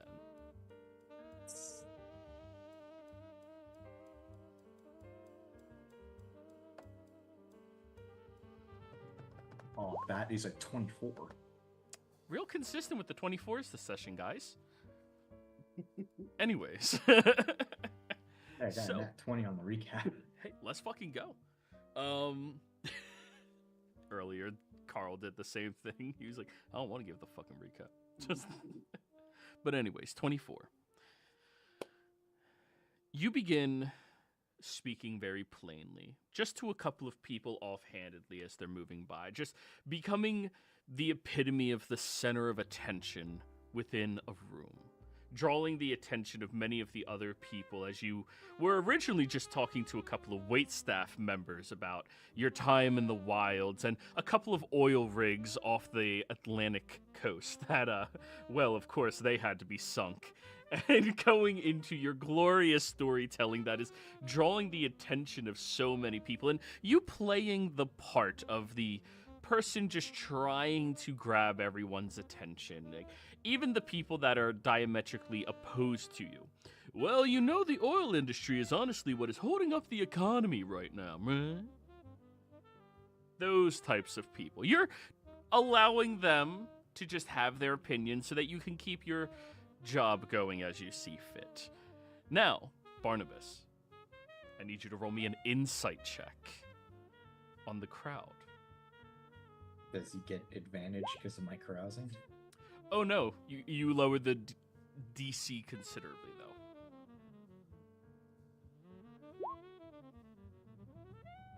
15. You take note of the man who is defending the oil companies. Oh, I definitely do. Yeah. You'll find out what room he's in later tonight.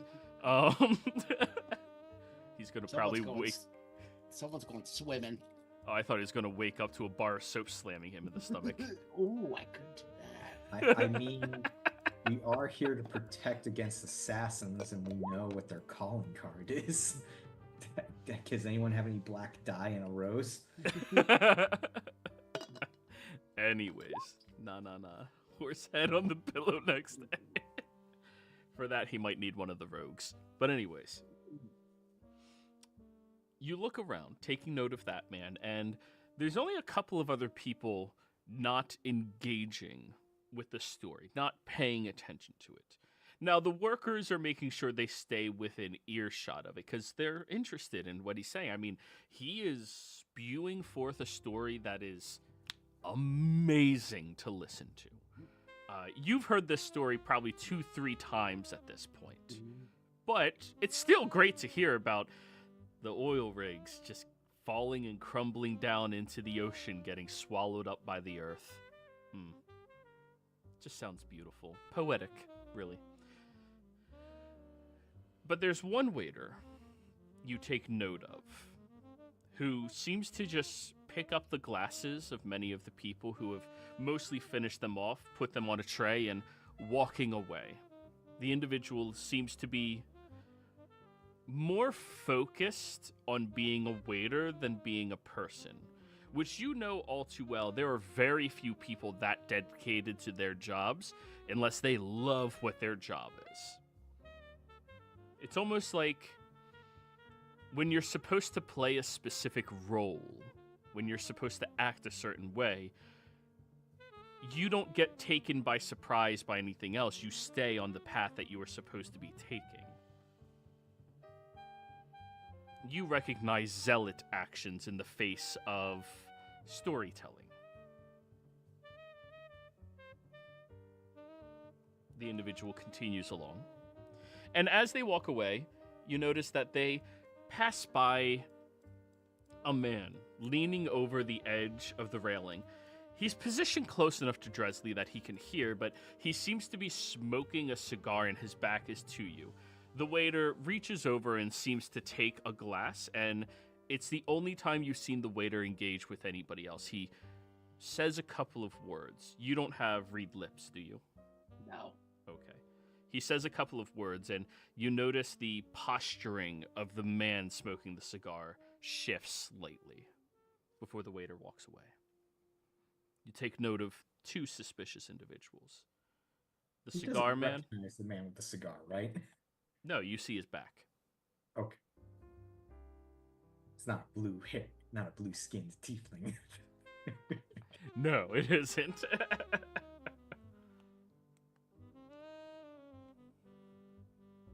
I'm gonna go over to the railing where this guy is smoking. Yeah. And just kind of lean over the railing. It's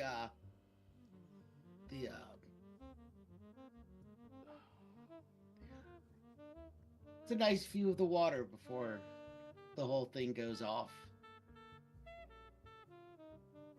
He turns and looks over at you. You notice the yellowing complexion of his skin and slightly pointed ears, and the way the skin just seems incredibly smooth and porcelain. Win Genasi. As he looks at you. The voyage seems quite reasonably already on course. You're the help, Yeah. right? No, not the help. Roll Just me, a guess. roll me deception check. Is that really deception? Not You're technically the help. We technically are. Yeah, but you're not a guest. Yeah. You're security. That's 6. He'll raise his eyebrow up at you. What weapon do you have on your person that's visible? I still currently have my Teenage Mutant Ninja Turtles Donatello staff. Yeah. He just looks at it, looks at you. Plus, they didn't give us the suits yet, right? No. And since I've refused to go back, I've refused to stop. I'm not using the armor cuff anymore, so I'm back to just me in ritual scarring with spikes. So He'll just nod. I really just wanted to look at his face, anyways. So Yeah. He has a yellowing, incredibly smooth skin, and he is Wind Genasi. You know, Wind Genasis are shades of yellows, blues, and white. 82. Never trust the Wind Genasis. Is it Wind the anathema of Earth? The what? I think they're the opposite. Isn't Wind the opposite of Earth when it comes to that kind of stuff? Yeah. Yeah. Fire the opposite of water, wind the opposite of earth. Whereas wind is whimsical and ever-changing, earth is solid and firm. All right, well, he's obviously guilty, so Oh, goddamn. We were just going to get to you, Pyre. Okay. I'll leave him be. I just wanted to get a look at his face. And anytime there's a break in Dresley's story, I will point him out to Dresley. And see if maybe Dresley has a better chance of engaging with him than I do, because engaging with people really is not my thing.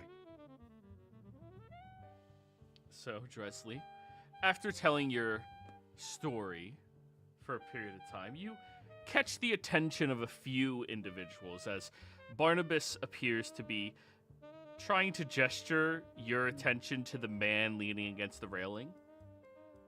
You fall out of your performer's blinders, and now you start to see the crowd again.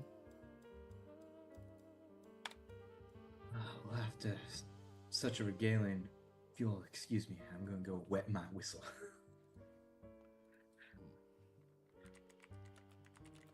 I go off to get a drink and go off to the balcony.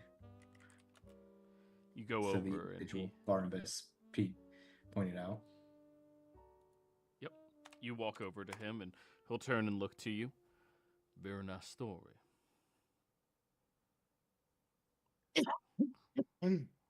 Every bit as true as the day is long. Oh, I'm sure of that. That seems practiced and rehearsed. Power to you, I respect it. A man's craft needs to be something they aspire to. And he'll look at your outfit up and down. I suppose you're some hired help as well.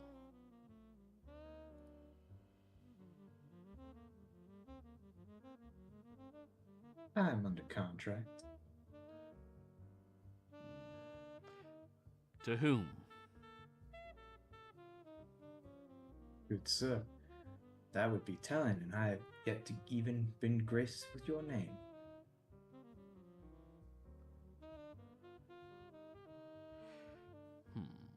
Roll me a persuasion.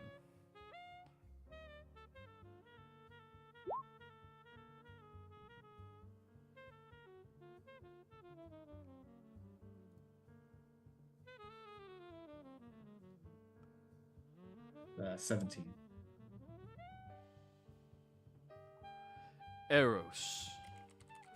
Eros Smith.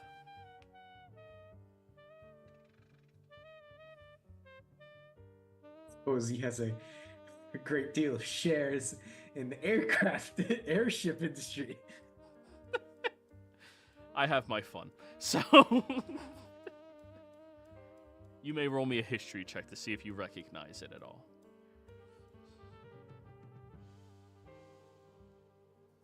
16. You've never heard of this industry that the man might be associated with. You don't recognize the name from anything of any level of great importance. I mean, there's a lot of rich people in the world that are just rich. Also, Pyre, whenever you're back, just let me know. We're continuing with your stuff, Dresley, but yeah.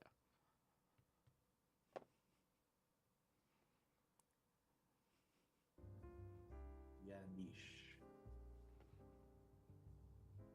He'll nod his head.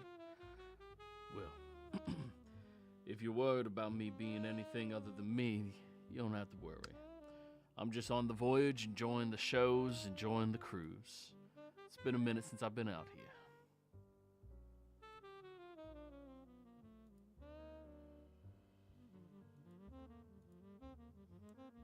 Well, to copy your vernacular, more power to you. I would hate. Glad we won't be having any trouble breathing on this ship. He'll take a long drag of his cigar and doesn't let out the smoke. Wind Genazis don't need to breathe.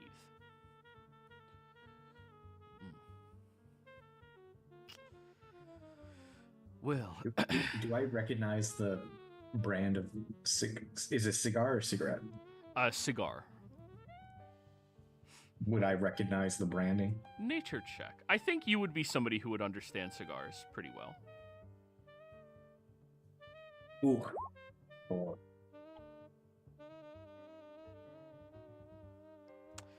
4. Something cherry based. But that's all you really get. Gotcha.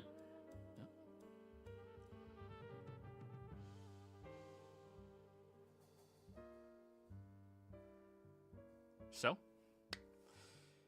Pyre, are you back? I am, yeah. Are you all done, Dresley? I believe you were gonna say something before I asked about the cigar. No, I just said so.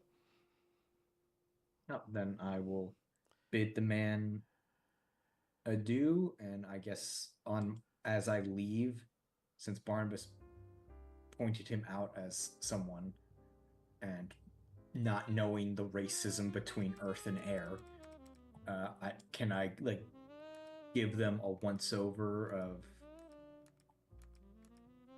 what am I thinking of? Oh, does he have anything hidden on his person that I can deduce? Oh. That's, A perception check?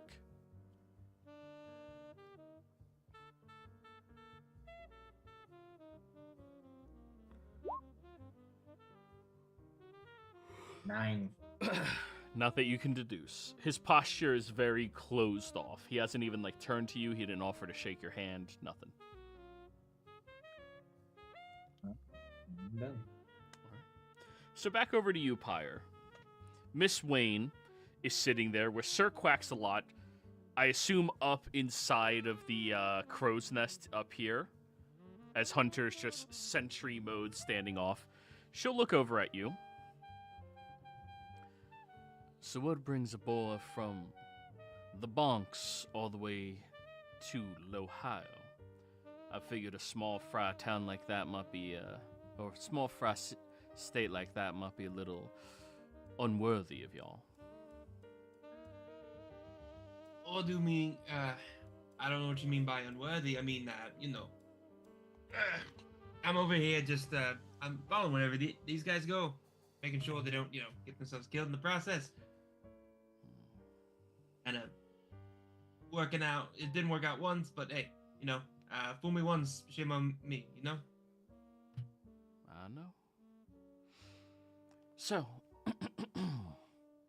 your expertise is in protection? Is definitely one of them. I do dabble in other things. Protection just happens to be something that kind of comes a bit naturally. The accent keeps slipping. I fucking hate it here.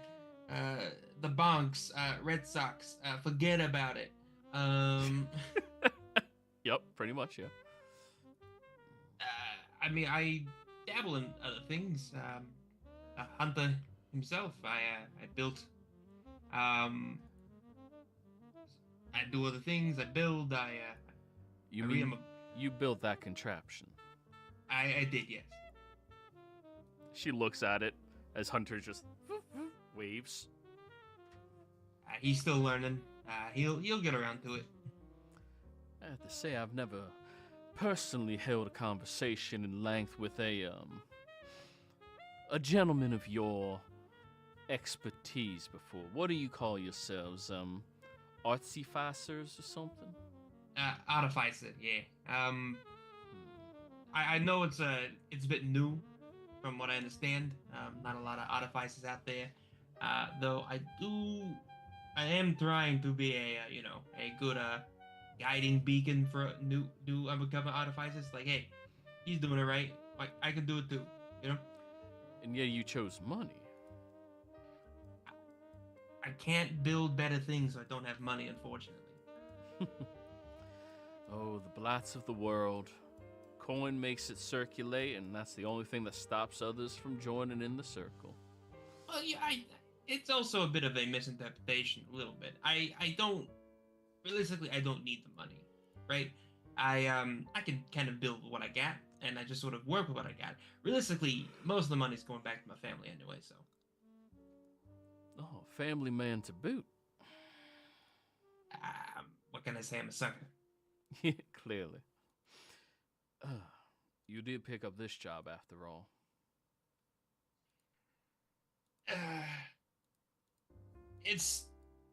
I would say it's a bit complicated, but it's really not. I like the role, I like the jobs. Hell, I even like I even like going to new places. Don't get me wrong, the Bronx is where I'm always gonna be my home in my heart. But never hurts to see the rest of the world. I honestly, being able to do that is definitely giving me a new appreciation for the more of the kind of looks around the natural jungle than the concrete jungle.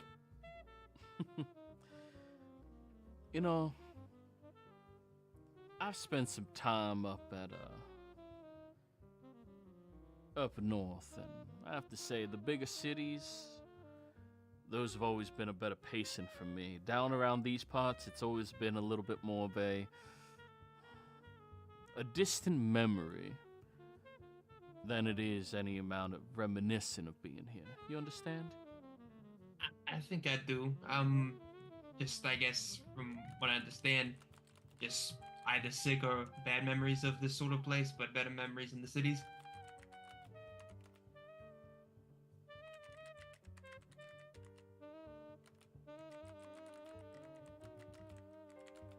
Do you think there's any, do you think I'm being a little unnecessarily cautious hiring all of you, disrupting the entire flow and integrity of this wonderful boat? Take it from an artificer, you can never be too careful about what you're working with. My agent thinks I'm a little crazy. Well, if you're stirring the pot, you're gonna be making making people not too friendly with you. So it wouldn't hurt to have a little bit of protection. And I imagine if you're needing this much protection, I feel like you might have ruffled a few too many feathers. Not to say it's a bad thing, but it's definitely noticeable, you know?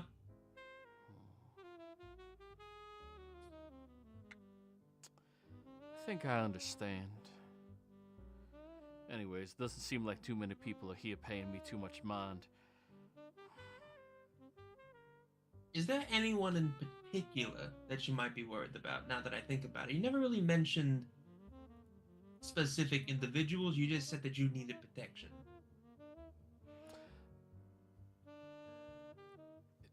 For me, it's always been about making friends over enemies. Sure, there's been some people pissed off, but what type of artist would I be if I didn't piss people off? I wouldn't be true to myself if I didn't anger a few of them, right? And the Neanderthals are always going to be Neandering and Thalin, you understand? But as for specifics, I can't glean much of anybody. Even people in the past that I've wronged in our dealings with, I usually make it up to them after a little while. Nobody I've ever wronged. You don't think any of them harbor grudges? Nobody I've ever wronged. You can roll an insight check. Sure. Not very good at those, but who knows? 4. 4. Yeah, checks out. The sins of the fathers, such though, who knows?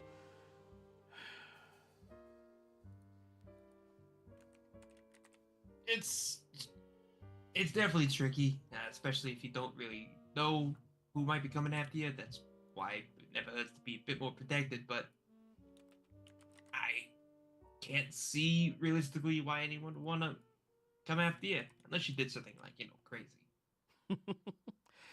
I tend to stay away from any of the things that might be crazy, as you say. Barnabas, have Sir Quaxlot roll me a perception check. Pyre, have Hunter roll me a perception check. Okay. Let me down, big guy. You did not let me down, big guy.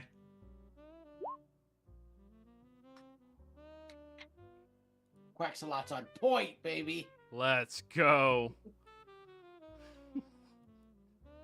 Oh, this is going to be funny. So, Pyre and Barnabas, simultaneously, your companions begin screaming, Pyre, warning, warning, warning, just screaming at the top of his lungs as Sir Quaxalot starts flapping his fucking wings, honking as loud as he can, as he notices some snakes falling onto the boat. All right, everybody, time to roll me some initiative. I've had it with these motherfucking snakes on this motherfucking boat. Beat me by 1 second. Pi just puts his hands over his ears for a second. It's like, fuck, I forgot he's learning words and he's loud. Question: are Durin and Lenny this far away from me in real life? Durin and Lenny are one action from getting to where they are, like one round of running to getting where they are. Okay, so they're farther than 30 feet. Yeah, so we're like 60 feet off the map to the north. Yeah, well, below deck, but yeah. Okay. Okay, so only me and Barnabas will have advantage on initiative. Oh, you didn't put up the tracker yet. Yeah, not yet. Oh. Oh, oops. Told us to There you roll guys it go. out. There we go. It's all there. It's all there. We have advantage from your thing? Only you and me Okay. and Hunter, technically. It's a radius of 30 feet, unfortunately. So technically it's a 20 either way, because the first one shouldn't have had a D4. It's never let me do guidance on initiative. I don't know why it would even do that. Why is there a big ass snake next to me? I was about to say, good luck, Pyre. You got the big one. Don't worry, I got a shotgun now. I got it.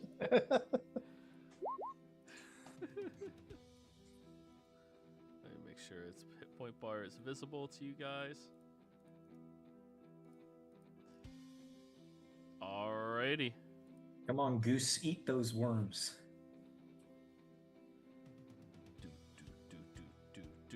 Do. Now, Dresley, you're first. You see snakes falling from trees onto the ship as many of the people start screaming, running away. Bonus action, divine favor onto myself. You are divinely favored. Just get that by extra. yourself. I go up to snake number 1 and I slash him.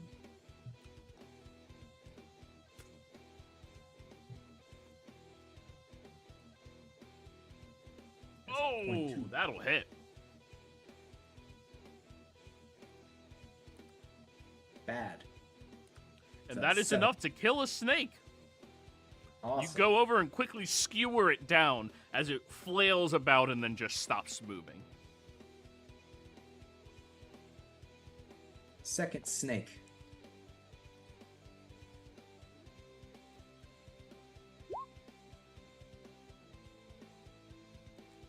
Much better. That'll hit it, and that'll kill it.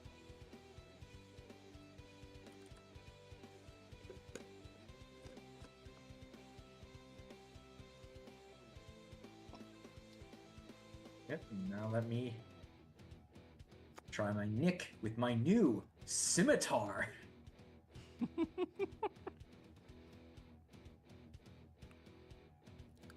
Oh, 16 hit a snake? Good question. It does. And it rolled everything right. 16 damage. What's that extra D6 from? Sneak. Oh wait, that's right. I don't get sneak attack because I don't have advantage on the attack. You have No, get you have an attack ally as within Pyre's 5 feet. next turn. Oh, Yeah, then I Pyre's oh, not that's what surprised. the extra 6 is. That is a dead constrictor snake. Nice. Bro, how do you have 3 attacks? What the hell? That's the reason I keep Nick. 2 weapon fighting, basically. Yeah. Yeah, that's The nice. weapon masteries are insane. Artificers don't get them. Don't worry, I won't get any more attacks. All right, Mr. Fighter. So, all done. If I was a fighter, I'd get 2 more attacks. Are you Bro, all- what's your class again? Paladin. How does a paladin? So he gets 2 attacks from multi-attack at level 5, but Nick allows you to use your offhand attack, not as a bonus action, but as a part of the attack action. That's ridiculous. It's as a good. weapon There's a mastery, reason yeah. why I've been working to get a scimitar. Lenny instead of has the axe. same thing. That's how I've been throwing 2 daggers. Hmm I'll just use the last of my movement to get in front of this snake. Give Sir Quackslot some backup. Alrighty. Lenny, you hear Hunter screaming, "Warning! Warning! Warning!" I start booking it back to the back of the ship, and I dash. But I had a quick question. Yeah. I don't know how to post the spell. Usually there's a bubble. In your spells, you should. Oh, there it is. That button. Details. So something I didn't realize or did pay attention to. Teleporting another willing creature with me, it specifies one of my size or smaller. So I'm assuming I couldn't teleport people who are medium size. That is such an oversight on my part. You can bake bread with you. Yeah, I can okay. Harvey with you. Yeah. Yeah, Uh, Harvey. You can take Harvey with you. I'll just learn enlarge, reduce, and then reduce somebody and then teleport with them. All right, well, I'm going to just dash and start making my way towards the back. Do-do-do-do-do-do.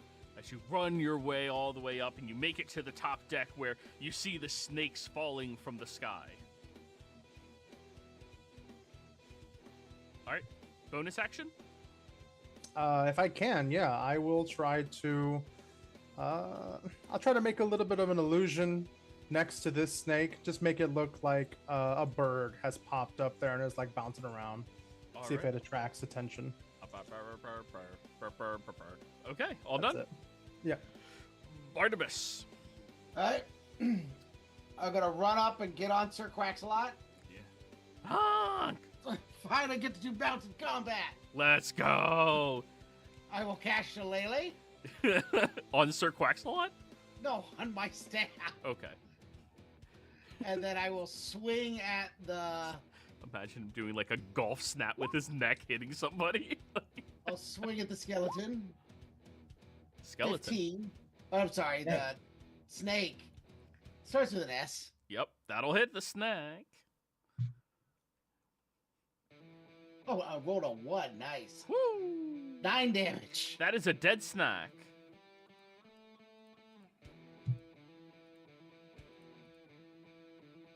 And then I will have Sir Quaxalot just back up closer towards Miss Wynn. All done? And that is my turn, yeah. Alright, bonus action. I'm gonna have Hunter just try to just punch or like stomp on this fucking snake. Why not? Yeah, curb stomp that snake. That'll work. 13 force. That is a puree. It is not a snake. Yeah, the pirate just goes, Hunter! It's still screaming, warning! Smashes it onto the ground. Hunter, the snake is dead. I look around. Are there any more snakes? Oh, so you want to use your action to perceive?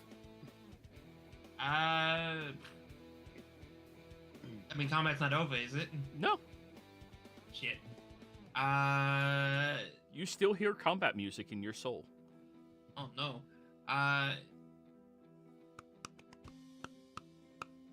Sure, why not? I will take out my pistol though. All right, you draw your pistol. Action, perceive. 15. You begin to look around at the waters below you. Nothing seems to be popping up quite yet. However, you look up in the trees, and what you thought were just branches stretching out from the trees are more snakes. More big ones, too. I point up with my pistol. I'll go, we got more coming down from the trees. Get ready. Fire, get her below. Right. You got movement. She'll move with you. All right. Ma'am, you want to follow me? Mhm. I'm going to, where's the nearest staircase? Over here. Yeah, Pyro just pointed the staircase and is gonna go, I need you to get below deck. Go ahead of me if you need to, but stay close enough to the staircase, but not close enough to be in combat, alright? Dash, dash, dash, dash, dash, dash. Pyro's gonna move right there. I am the snake now. I cannot move my token. There we go. My token is movable. Alrighty. But yeah, I'll stay there and just is she outside or she's below deck now? She's heading down the stairs now. Fantastic. All right, Durin. Lenny already made it up top. We'll put Lenny right here. I'm also gonna go up top. That'll be your dash. Yep. Boop. You're up top. Holy shit. Woo! It's raining snakes. Hallelujah. All done? I mean, all the snakes are dead, so I can't talk to them then. Look at the new So. token. Right? That's awesome. I like how it just branches outside the art. Yeah, fuck your border. Does it have a bag of rats or something? I think that's supposed to be a person, because I think that's a mouth in the top left. Oh, No, maybe. that's a bag. No, like in the You see what bag. I mean? It looks like a face. It does It look does. like a face in Oh, the bag. kind of, yeah. Damn, The Wizards of the gas Coast and their paper. wokeness, not using real people in their art. Anyways, AI's gone too far. Durin and Lenny, a snake falls down on top of you guys. Hooray! Pyre and Hunter, a snake falls down on top of you guys. Ah, shit.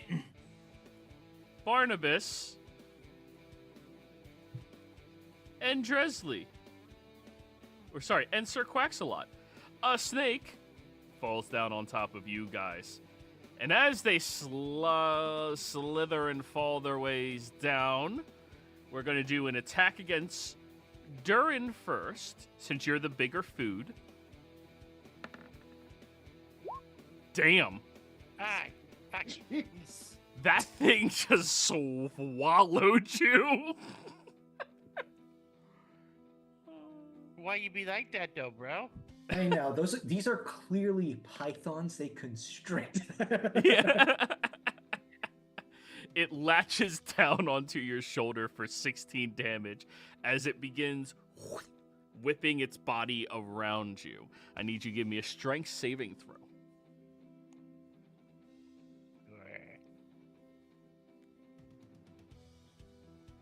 Uh-oh. Oh no.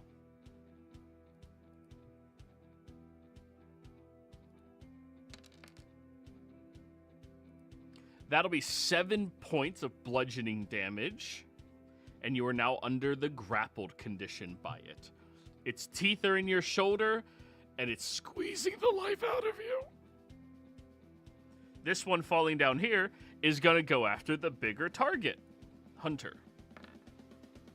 What the actual fuck? God. You did not just roll 2 crits. Mercy. As it falls from the sky, warning, and it just grabs onto his face. Lord, ow. Did we do something to you, Joey? I don't remember. I mean, usually. Sorry for asking you about that yesterday. Jeez. So What that'll the- be 9 piercing damage on him, Okay. and Hunter has to roll me a strength saving throw. Oh, okay. He just holds the body of the snake far enough away that it doesn't constrict him. All right. And then one on the bigger meal ticket. You have disadvantage to attack Sir Quaxalot because of the saddle of the Cavalier. That'll be an 18. That hits, but I will force it to hit me instead. Okay, as you put your arm out, it sinks its teeth into it. That'll be 8 points of piercing damage. Okay, and then it takes, where's my spiked armor does 3 damage back to it. Yeah. As it bites into my spiked body. And then constrict. Strength save.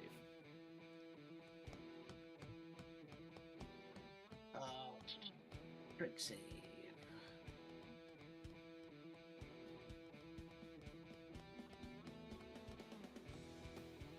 No.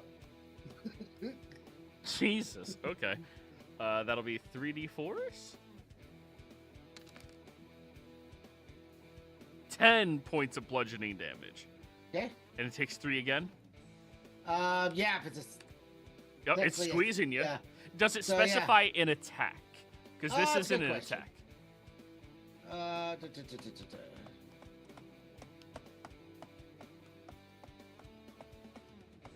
Says deals proficiency damage back to melee attackers. Yeah, it's not attacking you, so it doesn't get that. Okay. The first one, the bite, is an attack. Yeah. Alrighty, that's all 3 of the snacks. Obviously, you are grappled now, Barnabas. Yep. Now, the venom snakes. Oh, wait. Oh, I didn't copy these before I put them down. It's not dead already. I feel like this is the reason why steamboats have those big, wide roof type things, so the snakes can just fall into the water. Yes. That would make sense. I've never been on a steamboat. So, this one is going to fall and immediately lash out towards Melarissa. Oh, a God damn it. 17 will hit her.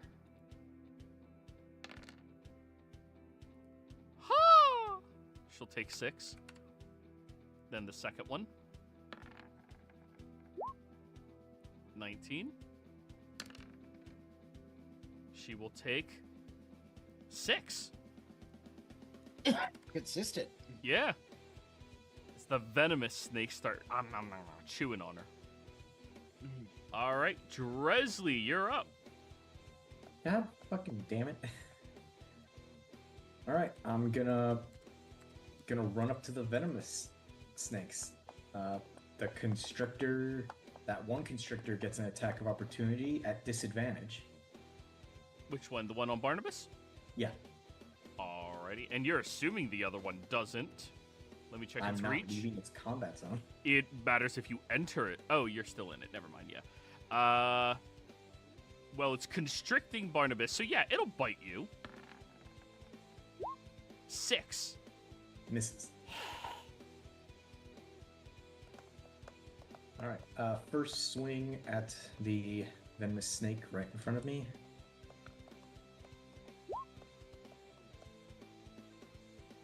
That'll hit. Whoops. Forgot to toggle off sneak attack. Don't count that extra d6. So 5. 5 just barely kills it. Awesome. Going to swing at the second venomous snake. Oh, that was so... You saw it. You saw it dance. That'll miss.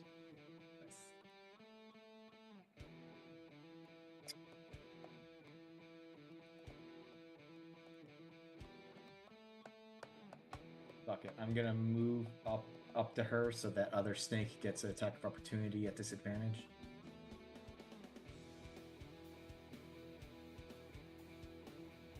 The venomous one, or The other constrictor next to Pyre and Hunter. ah, it'll bite. 15. Misses. And I'm gonna pump 6 points of lay on hands as a bonus action to her, so she's full up, and just get below deck, ma'am. I'm working on it, Lenny. Can Hunter be put to sleep? I don't know. Can he? Would I think know that by constructs now? Don't need to sleep. You have noticed he has not slept since you've been watching him.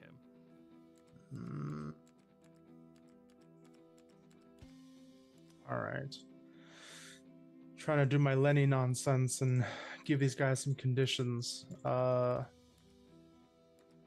right, I'm gonna prioritize Melaressa, and instead of casting sleep, I am going to cast. Where is it? Where did it go? There it is. I'm gonna cast color spray, hitting the snake in front of me, as well as the other one by Melaressa. Show me the cone again. Oh, fuck, I didn't do my nick. Oh wait, I'm still in the snake's position. Can I back up without? Yeah, you can move back 1 square. Okay. So 15 right there. Yeah, I you like can that. you can angle There it you like that to not hit any allies. Yep. So Yeah. what's the saving throw? It is a con save, DC 15 for both Against snakes. Poison? Blinding condition. Con save. Yeah, trying to blind the 2 snakes. All right. Well, the one on Durin is currently blind. Yeah.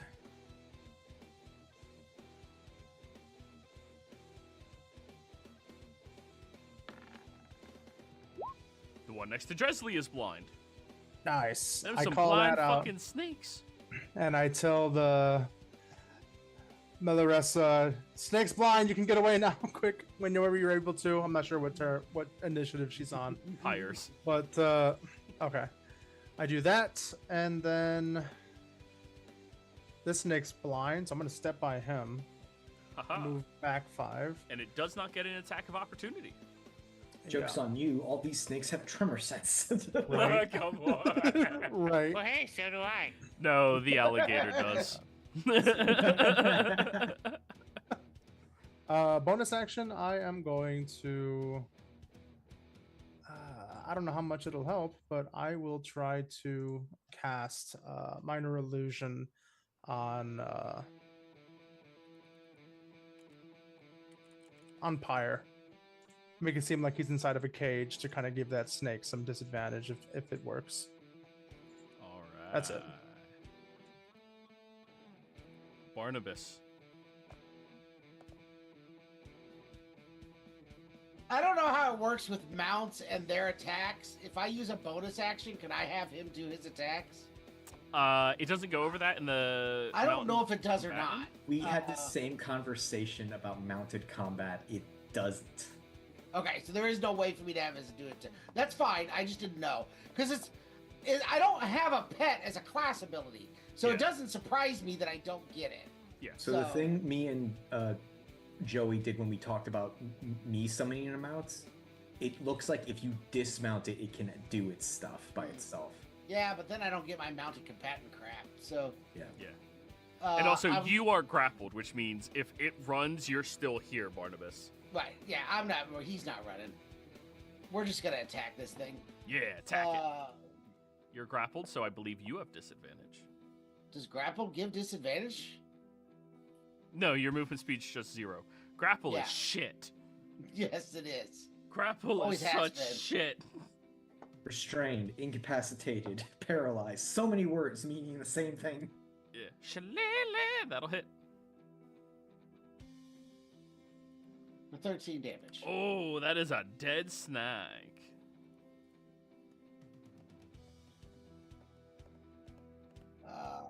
Yeah. And then, why can I not? Oh, there it goes. And then I will move up towards this one. I don't think I have a bonus action this turn, so I think I'm done. Alrighty. Paya. She needs to run faster. I will bonus action instruct Hunter to break the neck of this fucking snake.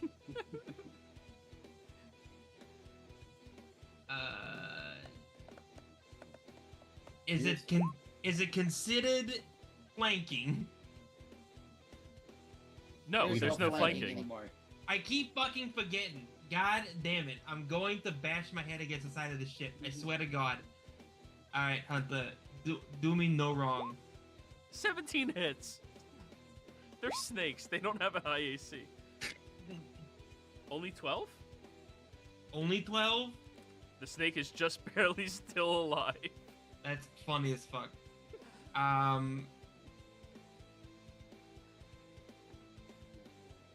Then he... Oh no, he doesn't have the snake grabbed, does he, technically? No, he has to do his special feature for that. Got it. I will direct my pistol first to this one. And I'm gonna say, Miss Wynn, please get below the deck. And I'm going to fire one shot towards... I'm fucking running. I know, run faster. 18 will shoot the snake and blow it to smithereens. And then I'll point up to the snake that Hunter's holding. I'll just fire up. Bang! Oh, wait, wasn't that the same snake? No, I shot this one first, and then I... Oh. Yeah, Okay, again, well, both of them are dead now. Nice. You are no longer grappled. It is dead. Wait, was I grappled? Didn't it hit you? No. No, It it hit failed to Hunter. grapple Hunter. Yeah, that's right. He grabbed it. Yeah. I was about to say. Then you are not grappled. And then I'll stop moving here, and then when wind moves, I'll move the rest of my movement downstairs. All right. Darn.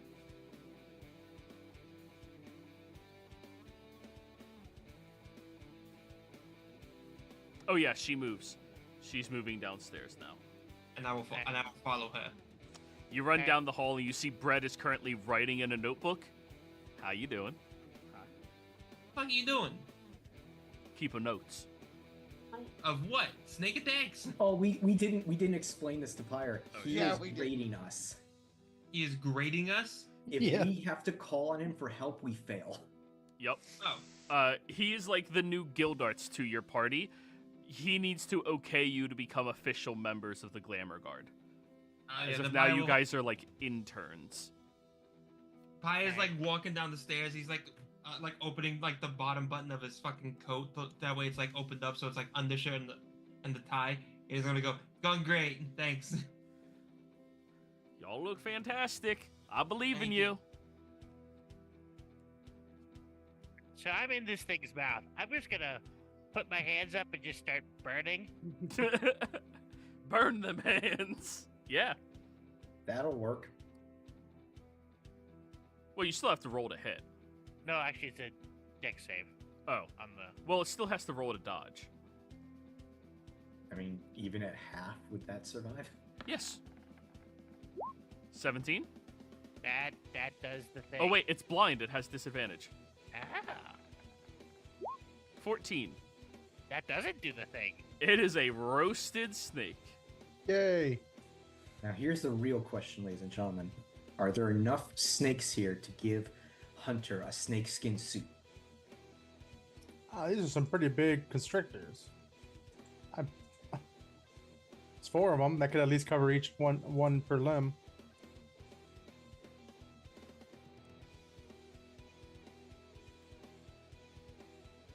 I heard snake meat is good down here in the bayou. Anything else, Durin?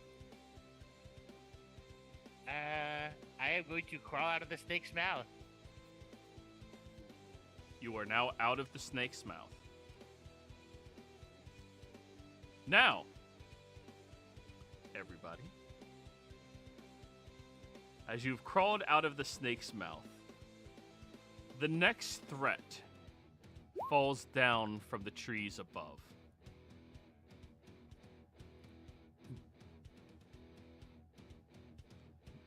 A fuck-mothering crocodile. How the fuck does a gator get in a tree? You don't question things down here in the bayou. We were in a flying airship last mission. Yeah, but Things are different down here in the swamp. Yeah, this one falls there. Oh, wrong one. what was that? What That was happened just to a fire? snake. And this one falls right here, Dresley.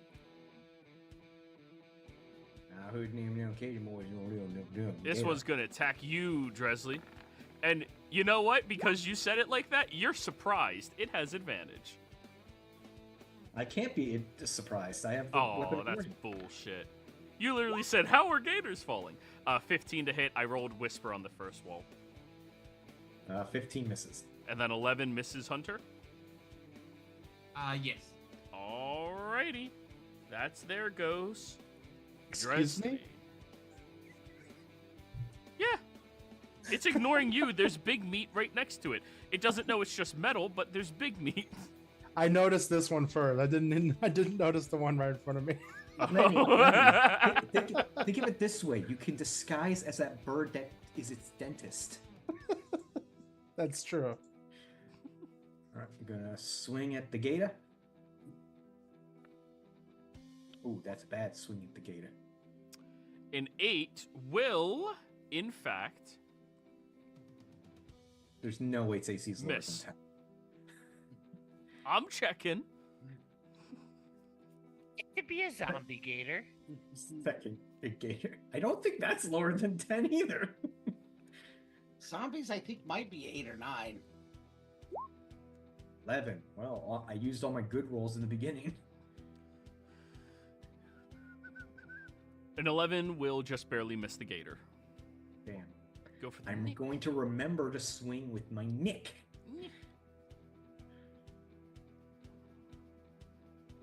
There we go.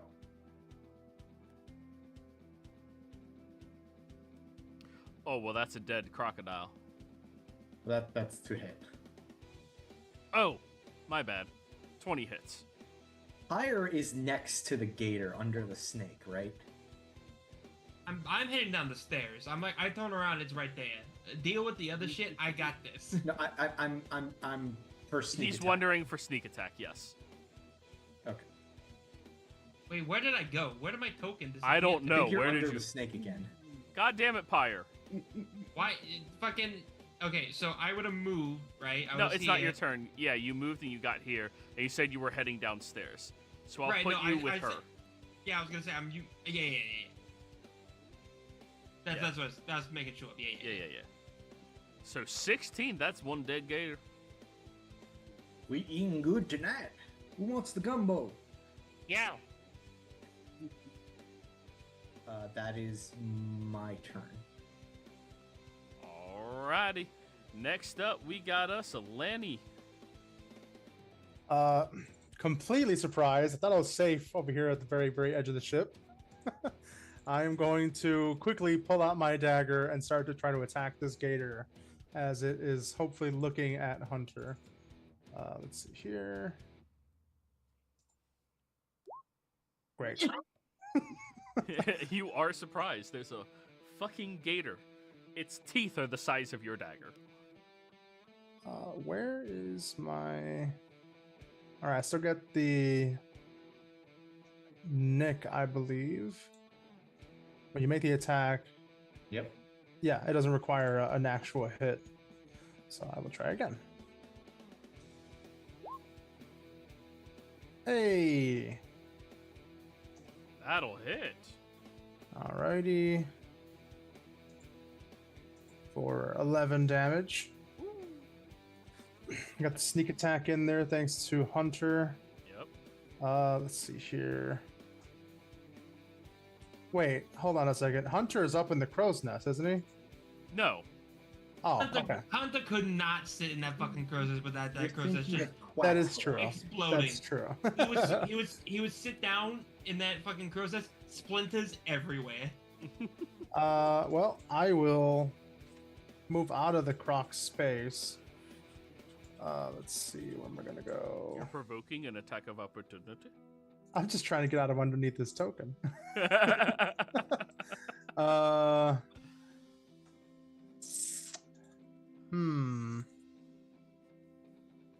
You know what? I'm gonna go for it. I am going to minor illusion myself as there's literally almost nothing that crocs won't try to eat. I was gonna try to make myself look like another croc, but they eat each other. Yeah, I'll take that idea, and I'll try to minor illusion in my space instead of myself one of those little like birds that clean their teeth, and then I will try to run. It will attack of opportunity. I'm like, oh shit! I don't know. I don't remember who said that, but it didn't work. The only things they don't eat are the things they don't see. They don't see those birds because they sit outside the periphery. All right. Nom. Oh, that was almost a natural 20. Okay. Oh, wow. That misses. Yeah, I start running back down the stairs to be by Pyre and Mother Essa. That's my turn. All right. Barnabas. Okay, I'm just gonna shillelagh this thing. Honk.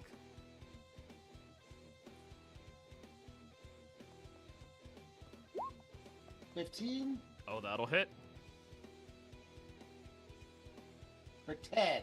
How do you want to do this? I'm just on top of Sir Quackslot, just swinging down. And I just fashion into his head. Like a professional croqueter. Polo, and I just knock the thing off the fucking boat. Yes, that's what it is, Polo. You manage to slay the last of these aerial attackers. As you all watch above your heads much more carefully. Miss Wayne, Pyre, Lenny, and Bread all make it to her personal quarters, where you jump inside. She closes and locks the door, runs into the bathroom, jumps into the shower, and starts hiding. I think the coast is clear. Should be all right. She pulls the curtain in the shower back to look over at you. There's no way for you to know there ain't more things falling from the sky that ain't supposed to be falling from no sky. So I'm like we talked about before. I'm not from here, but I do at least remember hearing aren't snakes kind of common here? Snakes are very common. Yes, you might see one while traveling 1,000 fucking yards. Are you scared of snakes? I'm scared of poisonous, venomous fucking things falling down and biting my ankles. All right. Did you not see the gator that fell out of the tree? I did, but it also got taken care of pretty quickly. Like I said, my security team is very good at what they do. Good. Make sure it's secure. She closes the curtain again. Nah. Sweet gods. Ma'am, Miss Wynn. Lenny, you see this entire time Brett is just writing things down in his notepad. I try to take a peek and see what he's writing. Roll me a stealth check to get over there. Paya will host. Oh, good. Sorry. No, you're good. Oh, 17. Yeah, he doesn't notice you step over there. You peek over there. Perception check. But yeah, Pyre?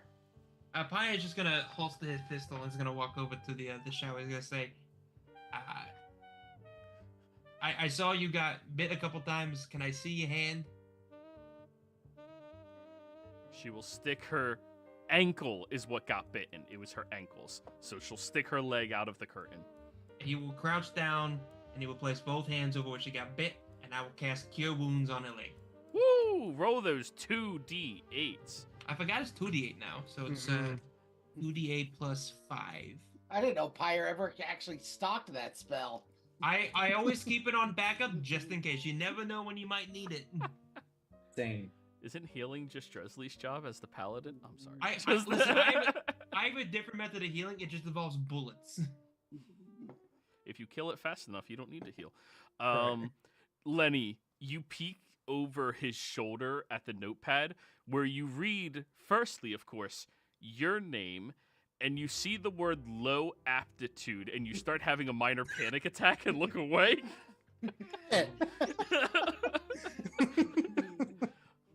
Oh, hi there, Lenny. Were you trying to get a peek of my little notebook here? Just trying to get a quick little update on our performance. Oh, don't you worry. I'm going to be as necessarily nice as I can be. I'm not sure whether that's... Thank you.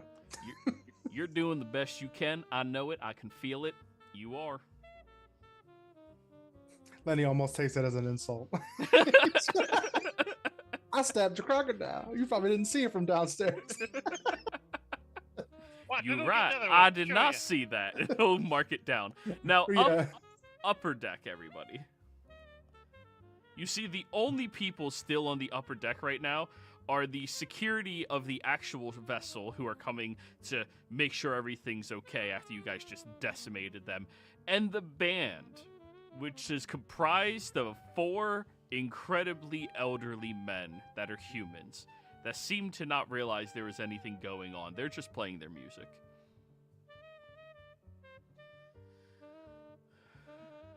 I'm gonna have Sir Quaxalot help me clear the deck. Oh, he'll eat. I thought I meant throw them overboard, but if he wants to eat them, I don't care. Yeah. Bay Goose, he eat anything. Yeah, he'll eat the little ones. Already cooked this one. The little ones are venomous. Yeah, he's fine. He's a Venomous. fae. Venomous, not poisonous. Exactly. That's That means you true. can eat them? Yeah, Venom- you shouldn't eat the venom sac. You You Yeah. can't eat 'em. Yeah. Yeah. All right. As long as they don't eat their poison sac. Just cut off the head. The rest is fine. He just spits it up like a cat. Durin, you keep your constrictor that you half roasted already. But yeah, the crew helps clean things up around here. Has the captain showed up? Oh yeah. Something Whoa. like this ever happened before, Captain? Oh, you mean snakes falling from the sky? In this volume. No. I mean, I'm sure the occasionally one or maybe two do. Occasionally, though rarely. 1 or 2. I mean, it's not something that's impossible to happen. Like, sometimes we get them big storms around through here, like hurricanes and such, and it'll hoist a bunch of things up in the sky. And once they get hungry enough, they no longer care about being scared too much to fall down. So. Has there been a hurricane recently? Oh, not since like 4 days ago. That's. Checks out. before we Remember, it's pick my the perception gators- of the South, everybody. Yeah. So it's better than reality. Oh, it's truer. Before we knock over the gators, can I just give them a once-over just to make sure that they don't have like any markings like, hey, someone rustled this gator and put him in a tree? Yeah, go ahead. Roll me a survival check. That's one of the things I lost. Oh, guidance, Dresley, while I see him do an investigation. 4 17. 17. Dresley, there is what appears to be a marking on each of them that is like, it's like the crescent part of the D. Hooks downwards like that. When you look more closely at it, it almost resembles like a finger.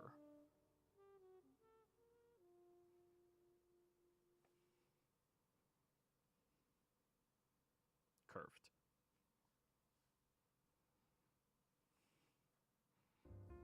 Numerous of these creatures have it.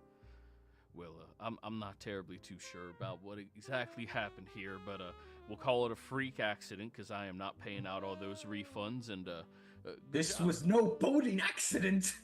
Sir, maintain yourself. Captain, do you have any equipment that would be used to, like, pull a gator to the side in case it was trying to crawl up on the ship? No. For those little hook things that they, like, use to, push them away. Oh, yeah. We got some of those. Start hooking and dragging them away. Yeah. Do you recognize this mark right here? I point out the little circle that I'm assuming is like a hook mark. Oh, look at it. By the bayou. Oh, sweet lady. He kisses his finger, he puts it to his forehead, kisses his finger again.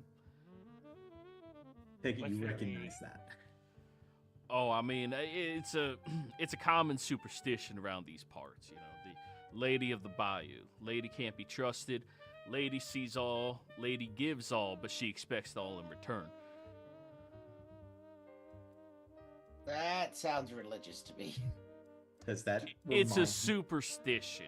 That everybody always make up some story about some woman living out in the bayou, But it's like a you're hag. raised with what? Not all women who live out in the bayou are hags. I mean a literal fey creature. Well, aren't hags like fiends or something? They're fey. I thought they were fiends. No, sir. Different F word. Well, I don't know much about what's going on and all that. I can't tell you. We have a strong-rooted system connected to the devils, of course. It's bayou magic, Can I roll religion for the... Sure.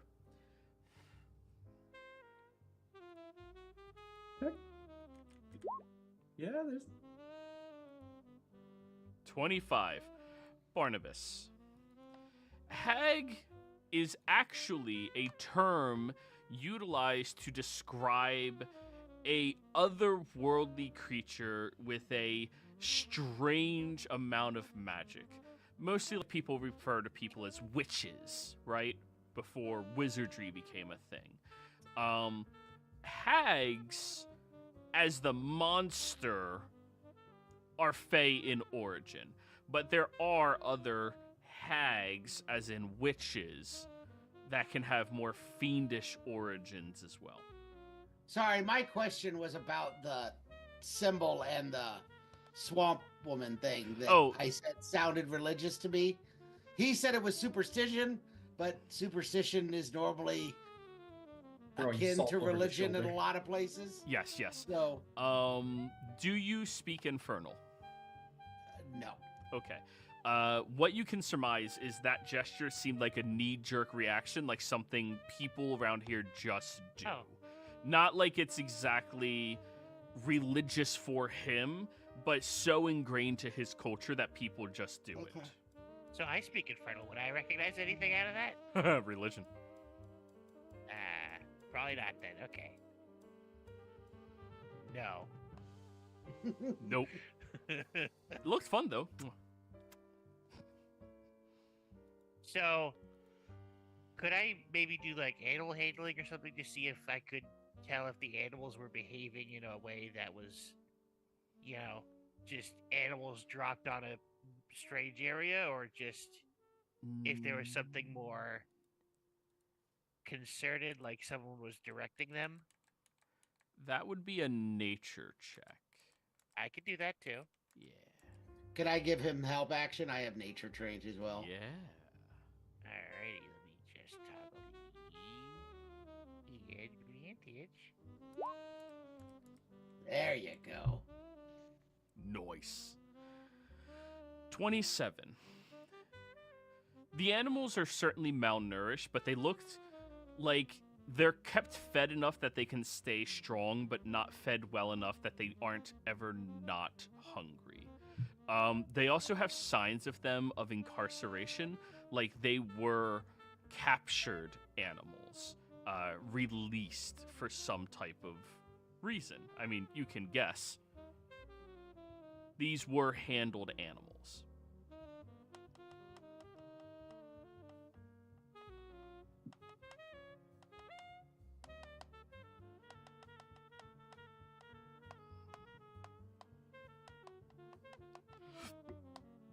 Lenny, come up here. I start to saunter my way up. Bread will follow you.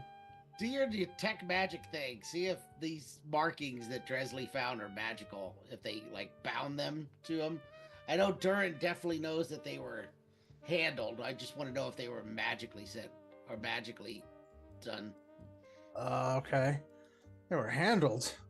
All right. If my detect magic is still up, I'll walk on over and give him a quick little once over. Did you get hit at all, Lenny? I did not. So your concentration wouldn't have been broken and you were still investigating, so. I'm assuming you've cast it twice, but ritually both times at this point, because it's been longer than 10 minutes, right? Yeah. You just said you were doing it as you were doing the perimeter, so you stopped doing it. You do your ritual, continue going, Yeah. So, okay, Lenny, I need you to roll me an insight check real quick. I'm great at those. I'll guidance him since I know he's doing this at my request. So are you guidancing him for insight or for the perception to notice what he's doing? Because you have to target a specific stat. I guess it would probably be perception then, since I think he's looking for something. All right. Lenny, Brett is judging you super closely right now. I make sure that I'm very thorough with my examination of these reptiles. I'm opening their mouths. I'm taking a look at their underbelly. Perception check, Lenny. And Durin, because the way he's positioned, you are taller than him, you may roll a perception check as well. Yeah, 26 with that 3. All right. Durin, I'm going to whisper what you can read over his shoulder.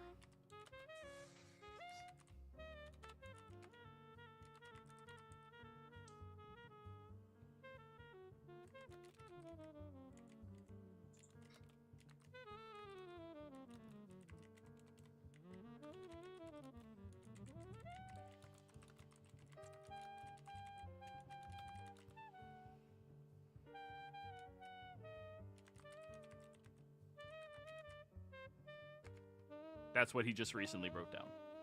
Literally just done. Lenny, 23. Nice. Did you get that guidance in there? 26. 26, yeah. Nice. Looking over the creatures, you were wondering if there's any magical attributes to them?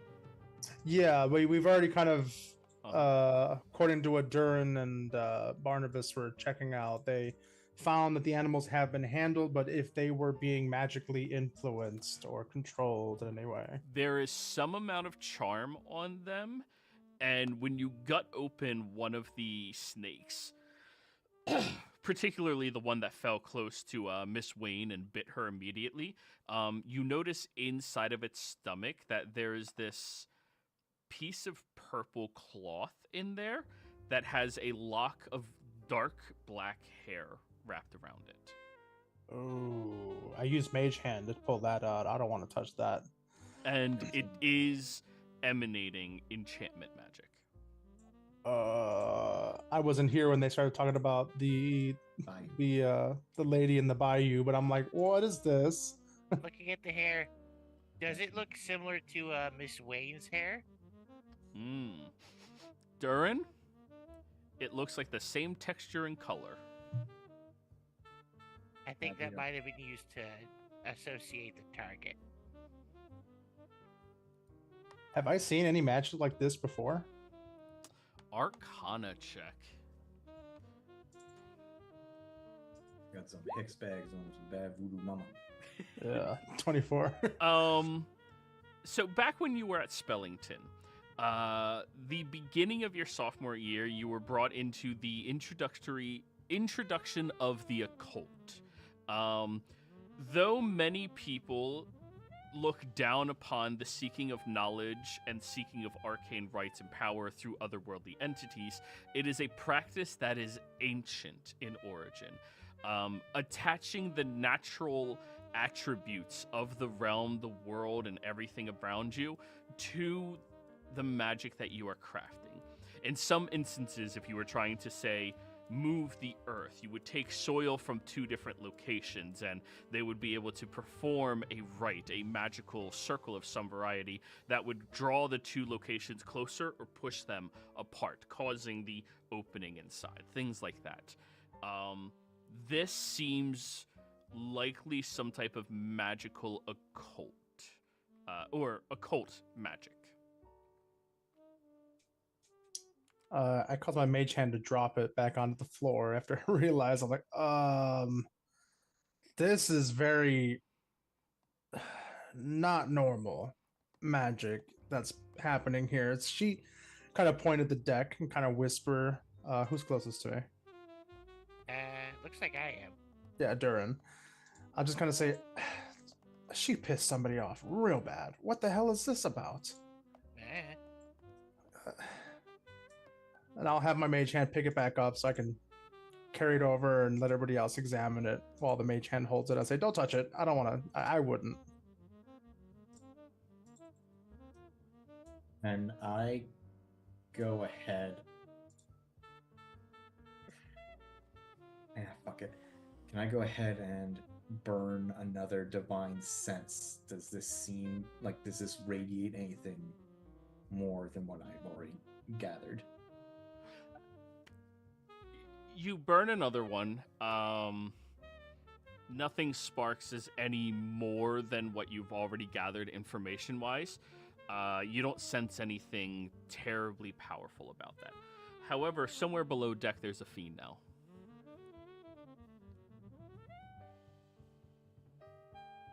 Pyre's still with Melaressa, right? Yep, all by himself.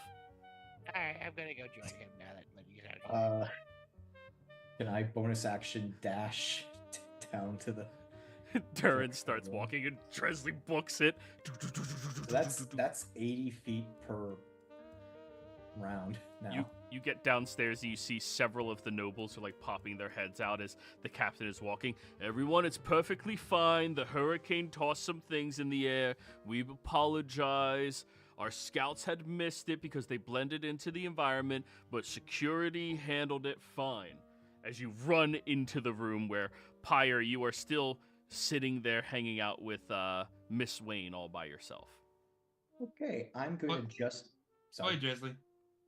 Hey, yeah, just gonna close the door until Durin gets here. I'm just gonna burn 5 points of lay in hand to potentially cure any poison she might be affected by.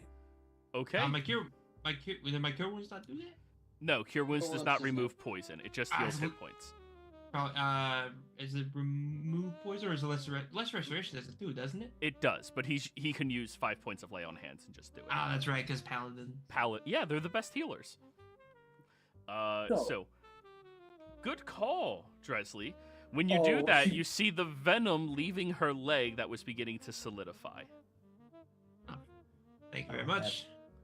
I was beginning to feel a little lightheaded.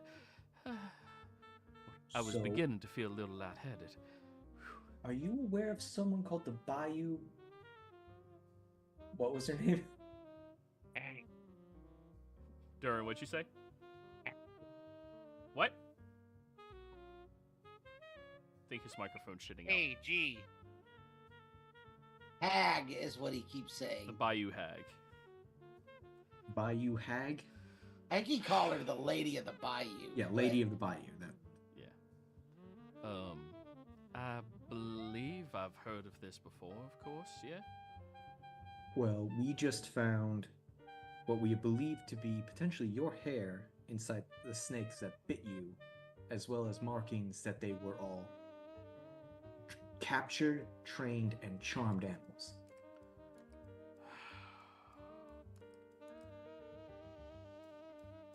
She just starts shaking her head. Always, always, always. Something different, something. Thank you for this information. I hope none of y'all got hurt terribly bad for all of this. Now that I know the threat seems more real, I'm more than happy to do the compensation for the hazardous pay you all require. Thank you kindly. Let's just do it once. Pyre, do you mind helping me just make sure? Are there windows in these rooms? Like portholes? Portholes, but they're all like sealed. They don't open. I was gonna say I would have been keeping an eye out. Right. I just want to make sure they are actually sealed, because these fuckers put snakes in a boat on a boat path. They clearly had prep time. Yeah, but they're in the path though. They're not like in the boat. Bro, I'm being paranoid. But Speaking I of which, just I'm probably getting into the room by now, though, right? yeah. You've opened and closed the door. You're in there now. All right, Darren. Hey, who spilled poison? Who? What? You smell poison? Yeah, there's like a puddle of it by her feet. Oh yeah. Who- Yeah, What? Dresley's spell. I narrated it like came out of her leg, so you saw it actually did something. No, I know that. I'm just. I look at it. I kind of waggle a hand. I was like, you mean that? Yeah. Yeah, it's Dursley fixed her up. She's all good. Oh, cool. Oh, my divine sense is still going. Where is that fiendish aura now? Divine sense is now. Oh, it's timed. 10 minutes, because it costs a channel divinity to do. Oh, that's so. Oh wow. Yeah, they changed it so it does that now, but It's is no longer just a single little blip. Nope. Yeah. It's a lot more powerful, but it costs a much more skim resource. Slim resource, not skim. Why did I say skim? Thirsty for milk, maybe? I don't know. You do sense it somewhere on the vessel. It seems to have moved up to the upper level, though.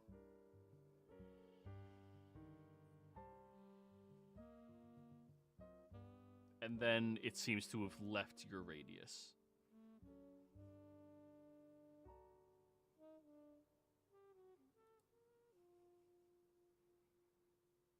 So, everybody else upstairs, Durin, Pyre, and Dresley downstairs. Bread smiles at you, Lenny puts a hand on your shoulder. You're doing great. Go on, Barnabas. Are you done investigating that, Lenny? I think so. I dropped the thing into I don't know, a bag. I'll try to see if I have a Well, bag. Here, I'm gonna cast Dispel Magic on it Perfect. because I don't want to leave that sitting around. Yeah. The lock of hair. Yeah. There's probably one in every one of these reptiles. I don't know.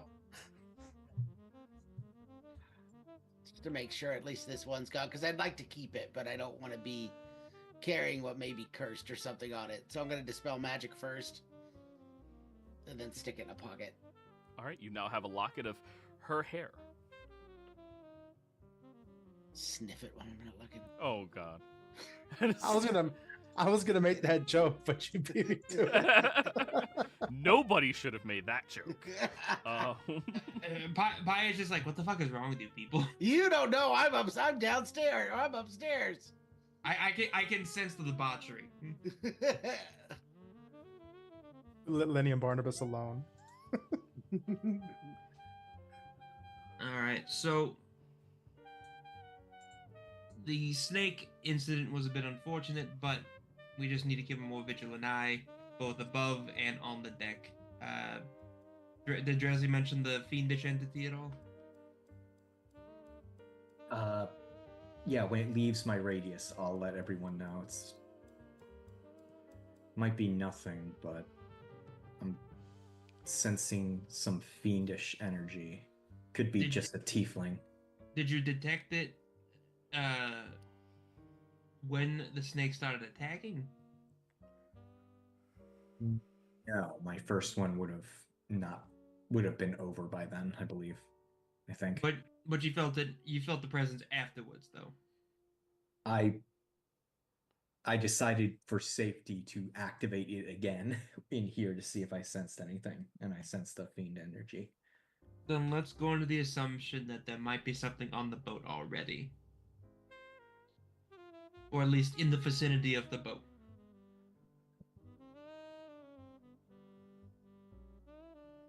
If you guys want to keep her safe, I can try to find out where it's located, or maybe who it is.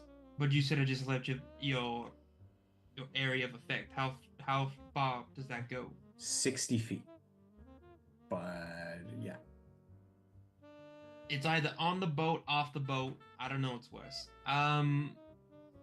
Is there really anything we could do?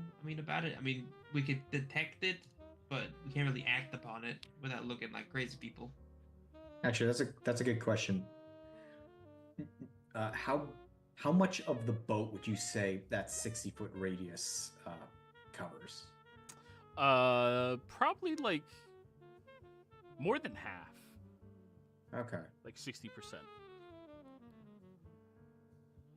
Yeah, he sensed it move to a higher deck, and then it left his radius.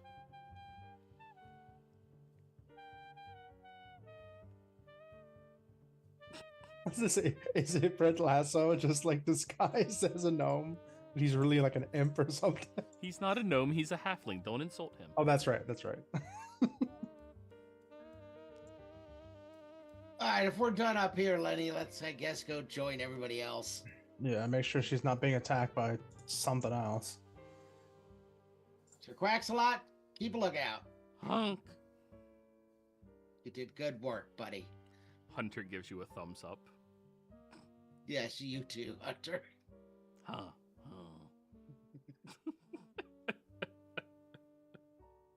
Anyways. I'll go back downstairs to the group. All right. Everything fine? Yeah. She's a bit spooked. Very, very good reason to be, but everything's all right here. How much hair was it? Was it like just a strand, a whole clump? It's like a lock of hair. Okay, so like a little. Okay, so I A don't know good why I amount. made- Like, yeah. Okay. Like the type that you would sell on the dark web. Right. You don't sell your hair to weird fans, do you, Miss Wynn? What? No, At that least- is what? Well, I'm just being thorough. Some of these people, at least some of these animals had some sort of charm made with what appears to be a lock of your hair. Did you, by any chance, happen to visit a barber in the last month or so? I go to a Get a- salon Salon. Yes, I apologize. every 2 weeks. Where was the last one that you visited? My personal hairdresser in my estate. The length of hair, is this longer than you had removed the last few times you've had? If you're getting it cut every 2 weeks, I imagine you're not getting very long snips of hair removed. Right. She'll look at it more closely. No, this hair is old. Probably a couple of years at least. See, it's already split and have dead ends, and that was only happening when I wasn't sure if I was going to be on visuals or not. So whoever did this is clearly patient. Or an obsessed fan had it and they bought it off. Yeah. Oh, it's too early for us. 90s. It's almost time for eWeb. Those fuckers Getting existed close. forever. They just got popularized. Yeah. Yeah. So we bought this on an AOL instant message board. Yeah. They got more. They got more resources. I have her hair. All right, so we know that it was an Someone clip attack. that. We know there was some sort of planned attack. Do you guys notice anything else? Besides the giant snakes and croc, no. There's a snake in my boat. There was a fiendish entity energy I detected, but it might just be like a tiefling passenger. Is it still here? It moved up to above the upper decks, and then it got out of my range. That's what I needed prompting. Did anybody come up on deck while we were on upper deck, Joey? 2 crewmen, 1 staffman, or 2 of the security crewmen, 1 of the waiters, and the captain. Was the waiter the one that I had noticed earlier on? Yes. Mm. All right, so he's suspect number 3. The one guy who's not covered in magic. And it happens to be the same waiter that you sussed out, Barnabas. Yeah, so see, he's all right. So he's number 2 And above the number air 3. Genasi. No, What about the Genasi goes down to number 3. The waiter's number 2. The oil man is still number 1. Fair. And All will right. stay number 1 Can I- no can matter I- what happens. Oil Man's I- benefiting off this somehow. Sorry. could I Yeah, Pyre? throw out a wild accusation here? Feel free. What if it's Brett Lasso? Excuse me? Oh, you're here. I thought it was not. No, I'm you know, always where you guys are, because I'm the one making sure you guys are okay. I'll go off. Hear me out here. And Sure, Brett, don't please, take go this- off. Yeah, absolutely. No, there's not indicative towards your. Oh, you're just doing your job. I take no offense to it. Thank you. No, I mean Brett Lasso's here, and then the moment Brett Lasso's here, shit starts going down. That's all I'm saying. Right. Red Lasso came here with us. Right. Right. But it's really convenient that Brett Lasso came with us here, and then shit started happening anyway. Again, Fire shit has been happening to us for 6 years. exactly. We are bad luck. I don't Exact- know that. Exactly. We're bad luck, which means that it's also bad luck for us to bring in the wrong people. That's all I'm saying. Damn. Here's a simple thing. We had Red Lasso while trailing us the entire time. We were Duran and I were walking around. I didn't sense any magic coming off of Lasso today. No, I mean, he has magical items on him, but he's not hiding anything. Yeah, yeah. So here, let me blow up his image to make this easier on you. His sweater vest, his belt, and mustache are all enchanted. Oh god. Listen, all I'm saying is he looks like a killer. Anyway, he All right. looks like he has bodies under his floorboards. I guess to You help don't? like subdue Pyre's suspicions, I don't smell anything off of Ted, do I? Well, I sure hope you don't. I try bathing every day. Got Dove soap just for that reason. And no, you don't smell anything off of him. Very well. Go ahead, Fire. No, go. I was gonna say I appreciate the paranoia. I really do. It's not But I even. think this might be too much. It's not even paranoia. It's legitimate questions. I have to ensure that everyone here is on So, board the same boat, so to speak. But yeah, Bread will walk over to you, Pyre, put his hand like on your upper forearm because that's as high as he can reach. Now you listen. Your Listen. feelings are valid. Your suspicion is good. You have to always trust your gut instinct. Don't ever be ashamed of showing us your guts.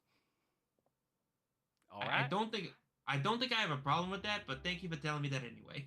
Good. That- He'll It's- pat you on it's the good- arm and walk back away and note something else down. It's good to hear reinforcement about my actions. Was that a threat? I- Showing us your guts. I don't. That's what I was thinking. The same thing. I'm like, that's what a serial killer would say. Look, all I'm saying We is might have a new suspect on the watch. Listen, Maybe he's right. all I'm saying is he does give off serial killer vibes. That's all I'm saying. His serial killer name is Dead Lasso because he lassos his fucking victims. I forget He the wasn't name even of the... here last week for that. No, Dead no. Lasso. So last week, Barnabas overheard some adventurers asking if any of them, after recognizing him, they were just talking to each other, being like, "I wonder how long until Dead Lasso shows up," and then they kept going.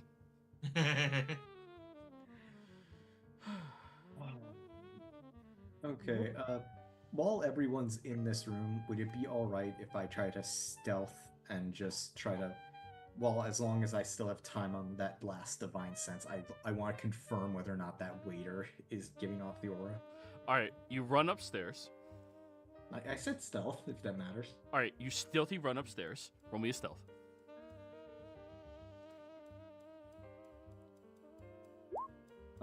Natural 20-30. Stealthy run.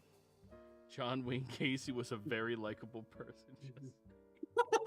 That's technically true. I literally based him off of Ted Lasso. From Yeah. Yes, No. and that's the personality serial killers adapt. Like if Ned Flanders was a serial killer. You Wow, guys actually, would Halloween never know, specials? except Pyre. So Pie's like, I got my eyes on you, and fucking Lasso's like, it's like I'm friends with everyone, and then everyone's had this back to him. He just looks at Pie and goes, "No one ever believe you." But yes, as you ran upstairs, stealthy, you do see the waiter at the end of the boat, who's currently still mopping some of the blood and intestines from the gutted snakes that Lenny thoroughly examined the insides of. You don't sense anything coming off of him. And running up here, you also no longer sense any of that fiendish aura that you had, like, pinged. Roll me a perception check.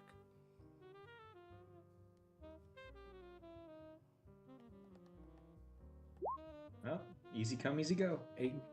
You don't notice anything else. Alright, I head back to the room. And it's like I never left. Well, I just checked. It's not the smell didn't come from the waiter. Smell's gone. It's left the boat. All right, so it's no one. Actually, you know what we could do? Dresley, do me a favor. Yes. There should be a ship log of everyone who got on the ship. Cross check that with everyone who's on the ship currently to see if there's anyone that's missing. Oh, that's a really good idea, actually. yeah. Ted writes something else down. Or sorry, Bread. What time is it? It is. Had It to get a is- watch. It is currently 9:30 p.m. And this time of year, it is dark. I am curious. I see Brett Lasso write something. I do like lean over just to see if I can't see what he wrote. Perception check. I'm a nosy fucker. Hey. Okay, I will whisper to you what you read. Pyre, I imagine, do you care more about what he's writing about you or writing about the others? I want to see what he's writing about the others. I'm not. It's less more of a. It's less. It's not a thing of like I'm not confident in anyone or myself. I just want to see where his head's at right now with everyone.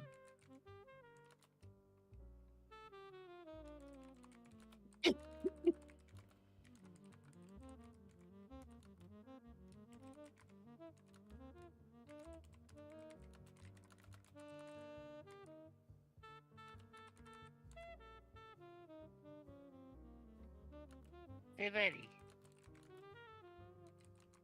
Hmm. No, Lenny.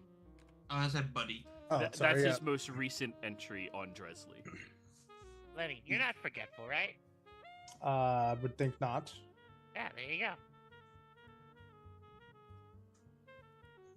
We'd have to talk to the captain That to get a copy of that crew passenger log.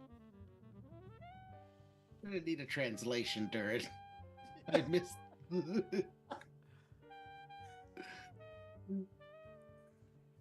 Why do you ask, Durin? oh, I'm typing something out to Joey.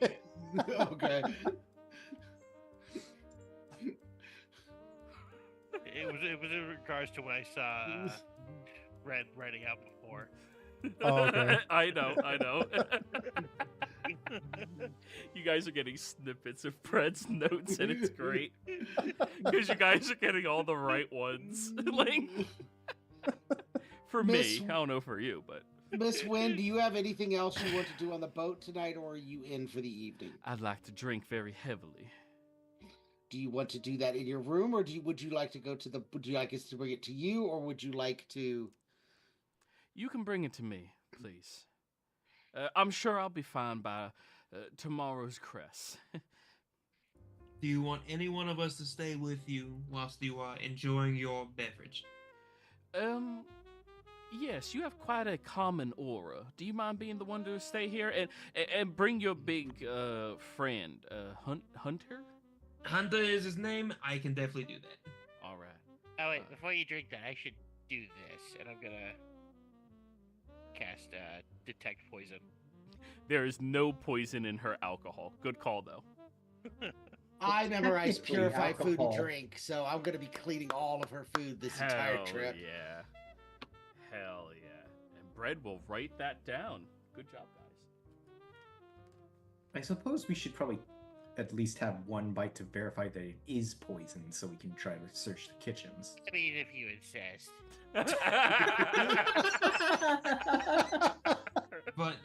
But Dresley, while I'm here, please do me a favor. Find that log and try to see if you can't find everyone on the list is actually on the ship.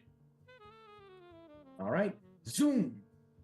Yep, you go take it up to the captain. And this is Oh. why I'm head of security. Hello, you are not the bearded one. What'd you need? You're not the bearded one. What'd you need help with? Muted myself. I wonder if we could have a copy of the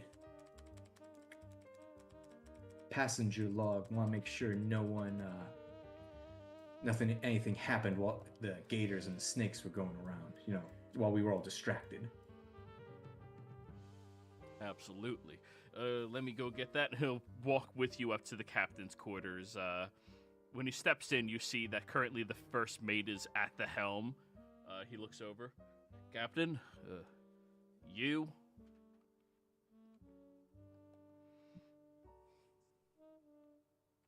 This is the first time we've seen this first mate. You've seen him about the boat. Okay. Oh no. So many of you are typing. Oh, I guess I don't should- trust first mates anymore. Fair. On that note, I guess while we're walking, since I now know, oh, this is actually happening to a very professional degree, I'm just gonna keep an eye out for like thieves' camp markings on like the wood or anything. Sure. You know, like they leave special like here's where we hid the poison. You know what I mean? Sure, yeah. Poison goes here. Insert poison here, and it's just an arrow pointing at her neck. That'd be funny. But yeah, he looks over at you, and the captain notices you looking at him, and he like pulls you aside. Me and this man did 3 tours in a freak together. Through the sands, through the waters, every battle.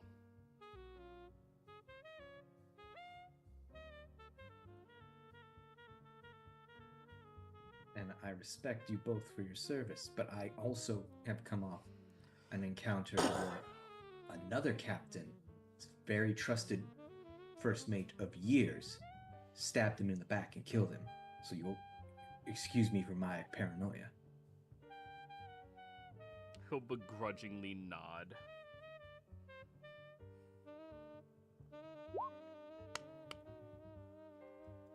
Anyways, you get the log. I need you to roll me an investigation roll. This is you checking the log with everybody you've seen thus far. Ah, shit! I should have been the one to do it. Yeah, this Fuck. is why I didn't. I was hesitating. Well, yeah, I could have. You should have said something. God damn it. Well, I said I wanted a copy so I could bring it back, right? Oh, that's true. That's true. That's true.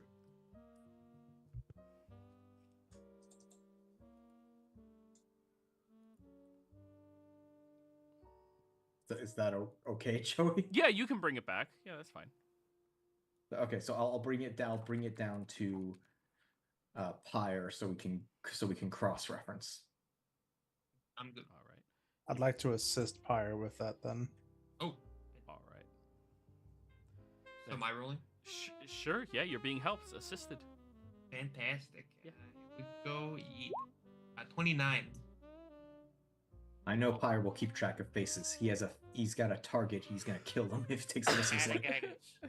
And a Oh, and a guidance. guidance? Hell yeah, guide that shit. All right. It's really a team Uh, effort, huh? 32. Barnabas, as Paranoia all has of saved them are my life. working together, Bread walks up next to you writing in his notebook. You know, teamwork really does make the dream work, don't it? Yes, yes, it does. Reliable to perform tasks by themselves. You know what's really funny? I don't need this, but I'm gonna do it anyway. I'm gonna flash a genius to make it a 37. Good Sure. lord. Why not? If y'all excuse Use me, that new Brett, ability. I'm gonna go leave and get her food and drink because I don't want to stand next to Brett. Fair enough. So he's too positive. Yes. I'm You telling need you, negative he's a- reinforcement now. I'm telling you, Unnatural. He's a prime suspect, and no one wants to believe me. I just like to think that the reason Barnabas is so deterred isn't just because of how positive he is. It's because how negative Barnabas is. It's like if Jesus actually walked up to a monk, it's like, I didn't ask you to do any of this. Why are you denying yourself life? Anyways, what if everyone is on this and it's just... I've done one of those campaigns. I do not want it to be that. Oh God. I am that way more sounds creative horrible. than that. We switched whole game systems, so Are you serious? yeah.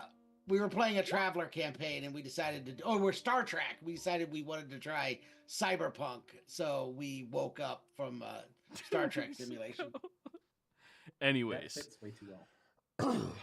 Pyre, your brain begins expanding as you start to visualize every single person you've seen on this ship. You begin to realize the employees, the workers, the ship's crewmen. You get to realize the nobles, the aristocrats, all of them as you are filtering through, recognizing name association between faces that you can visually see. Then you get all the way down to the bottom of the list. You've seen one other person on this ship who currently is not listed in the guest list. A yellow-skinned air ganassi. You only saw him fleetingly, but he's the only person you saw that you can associate a name with. Do we know exactly what the Air Ganassi was doing on the ship? Like, was he a passenger? Was he helping people? Was he... What do we know about this guy? Are you referring to Aerosmith? That would be the one, yeah. You look at the top of the list because it's alphabetical. Nope. Because he's not on the list.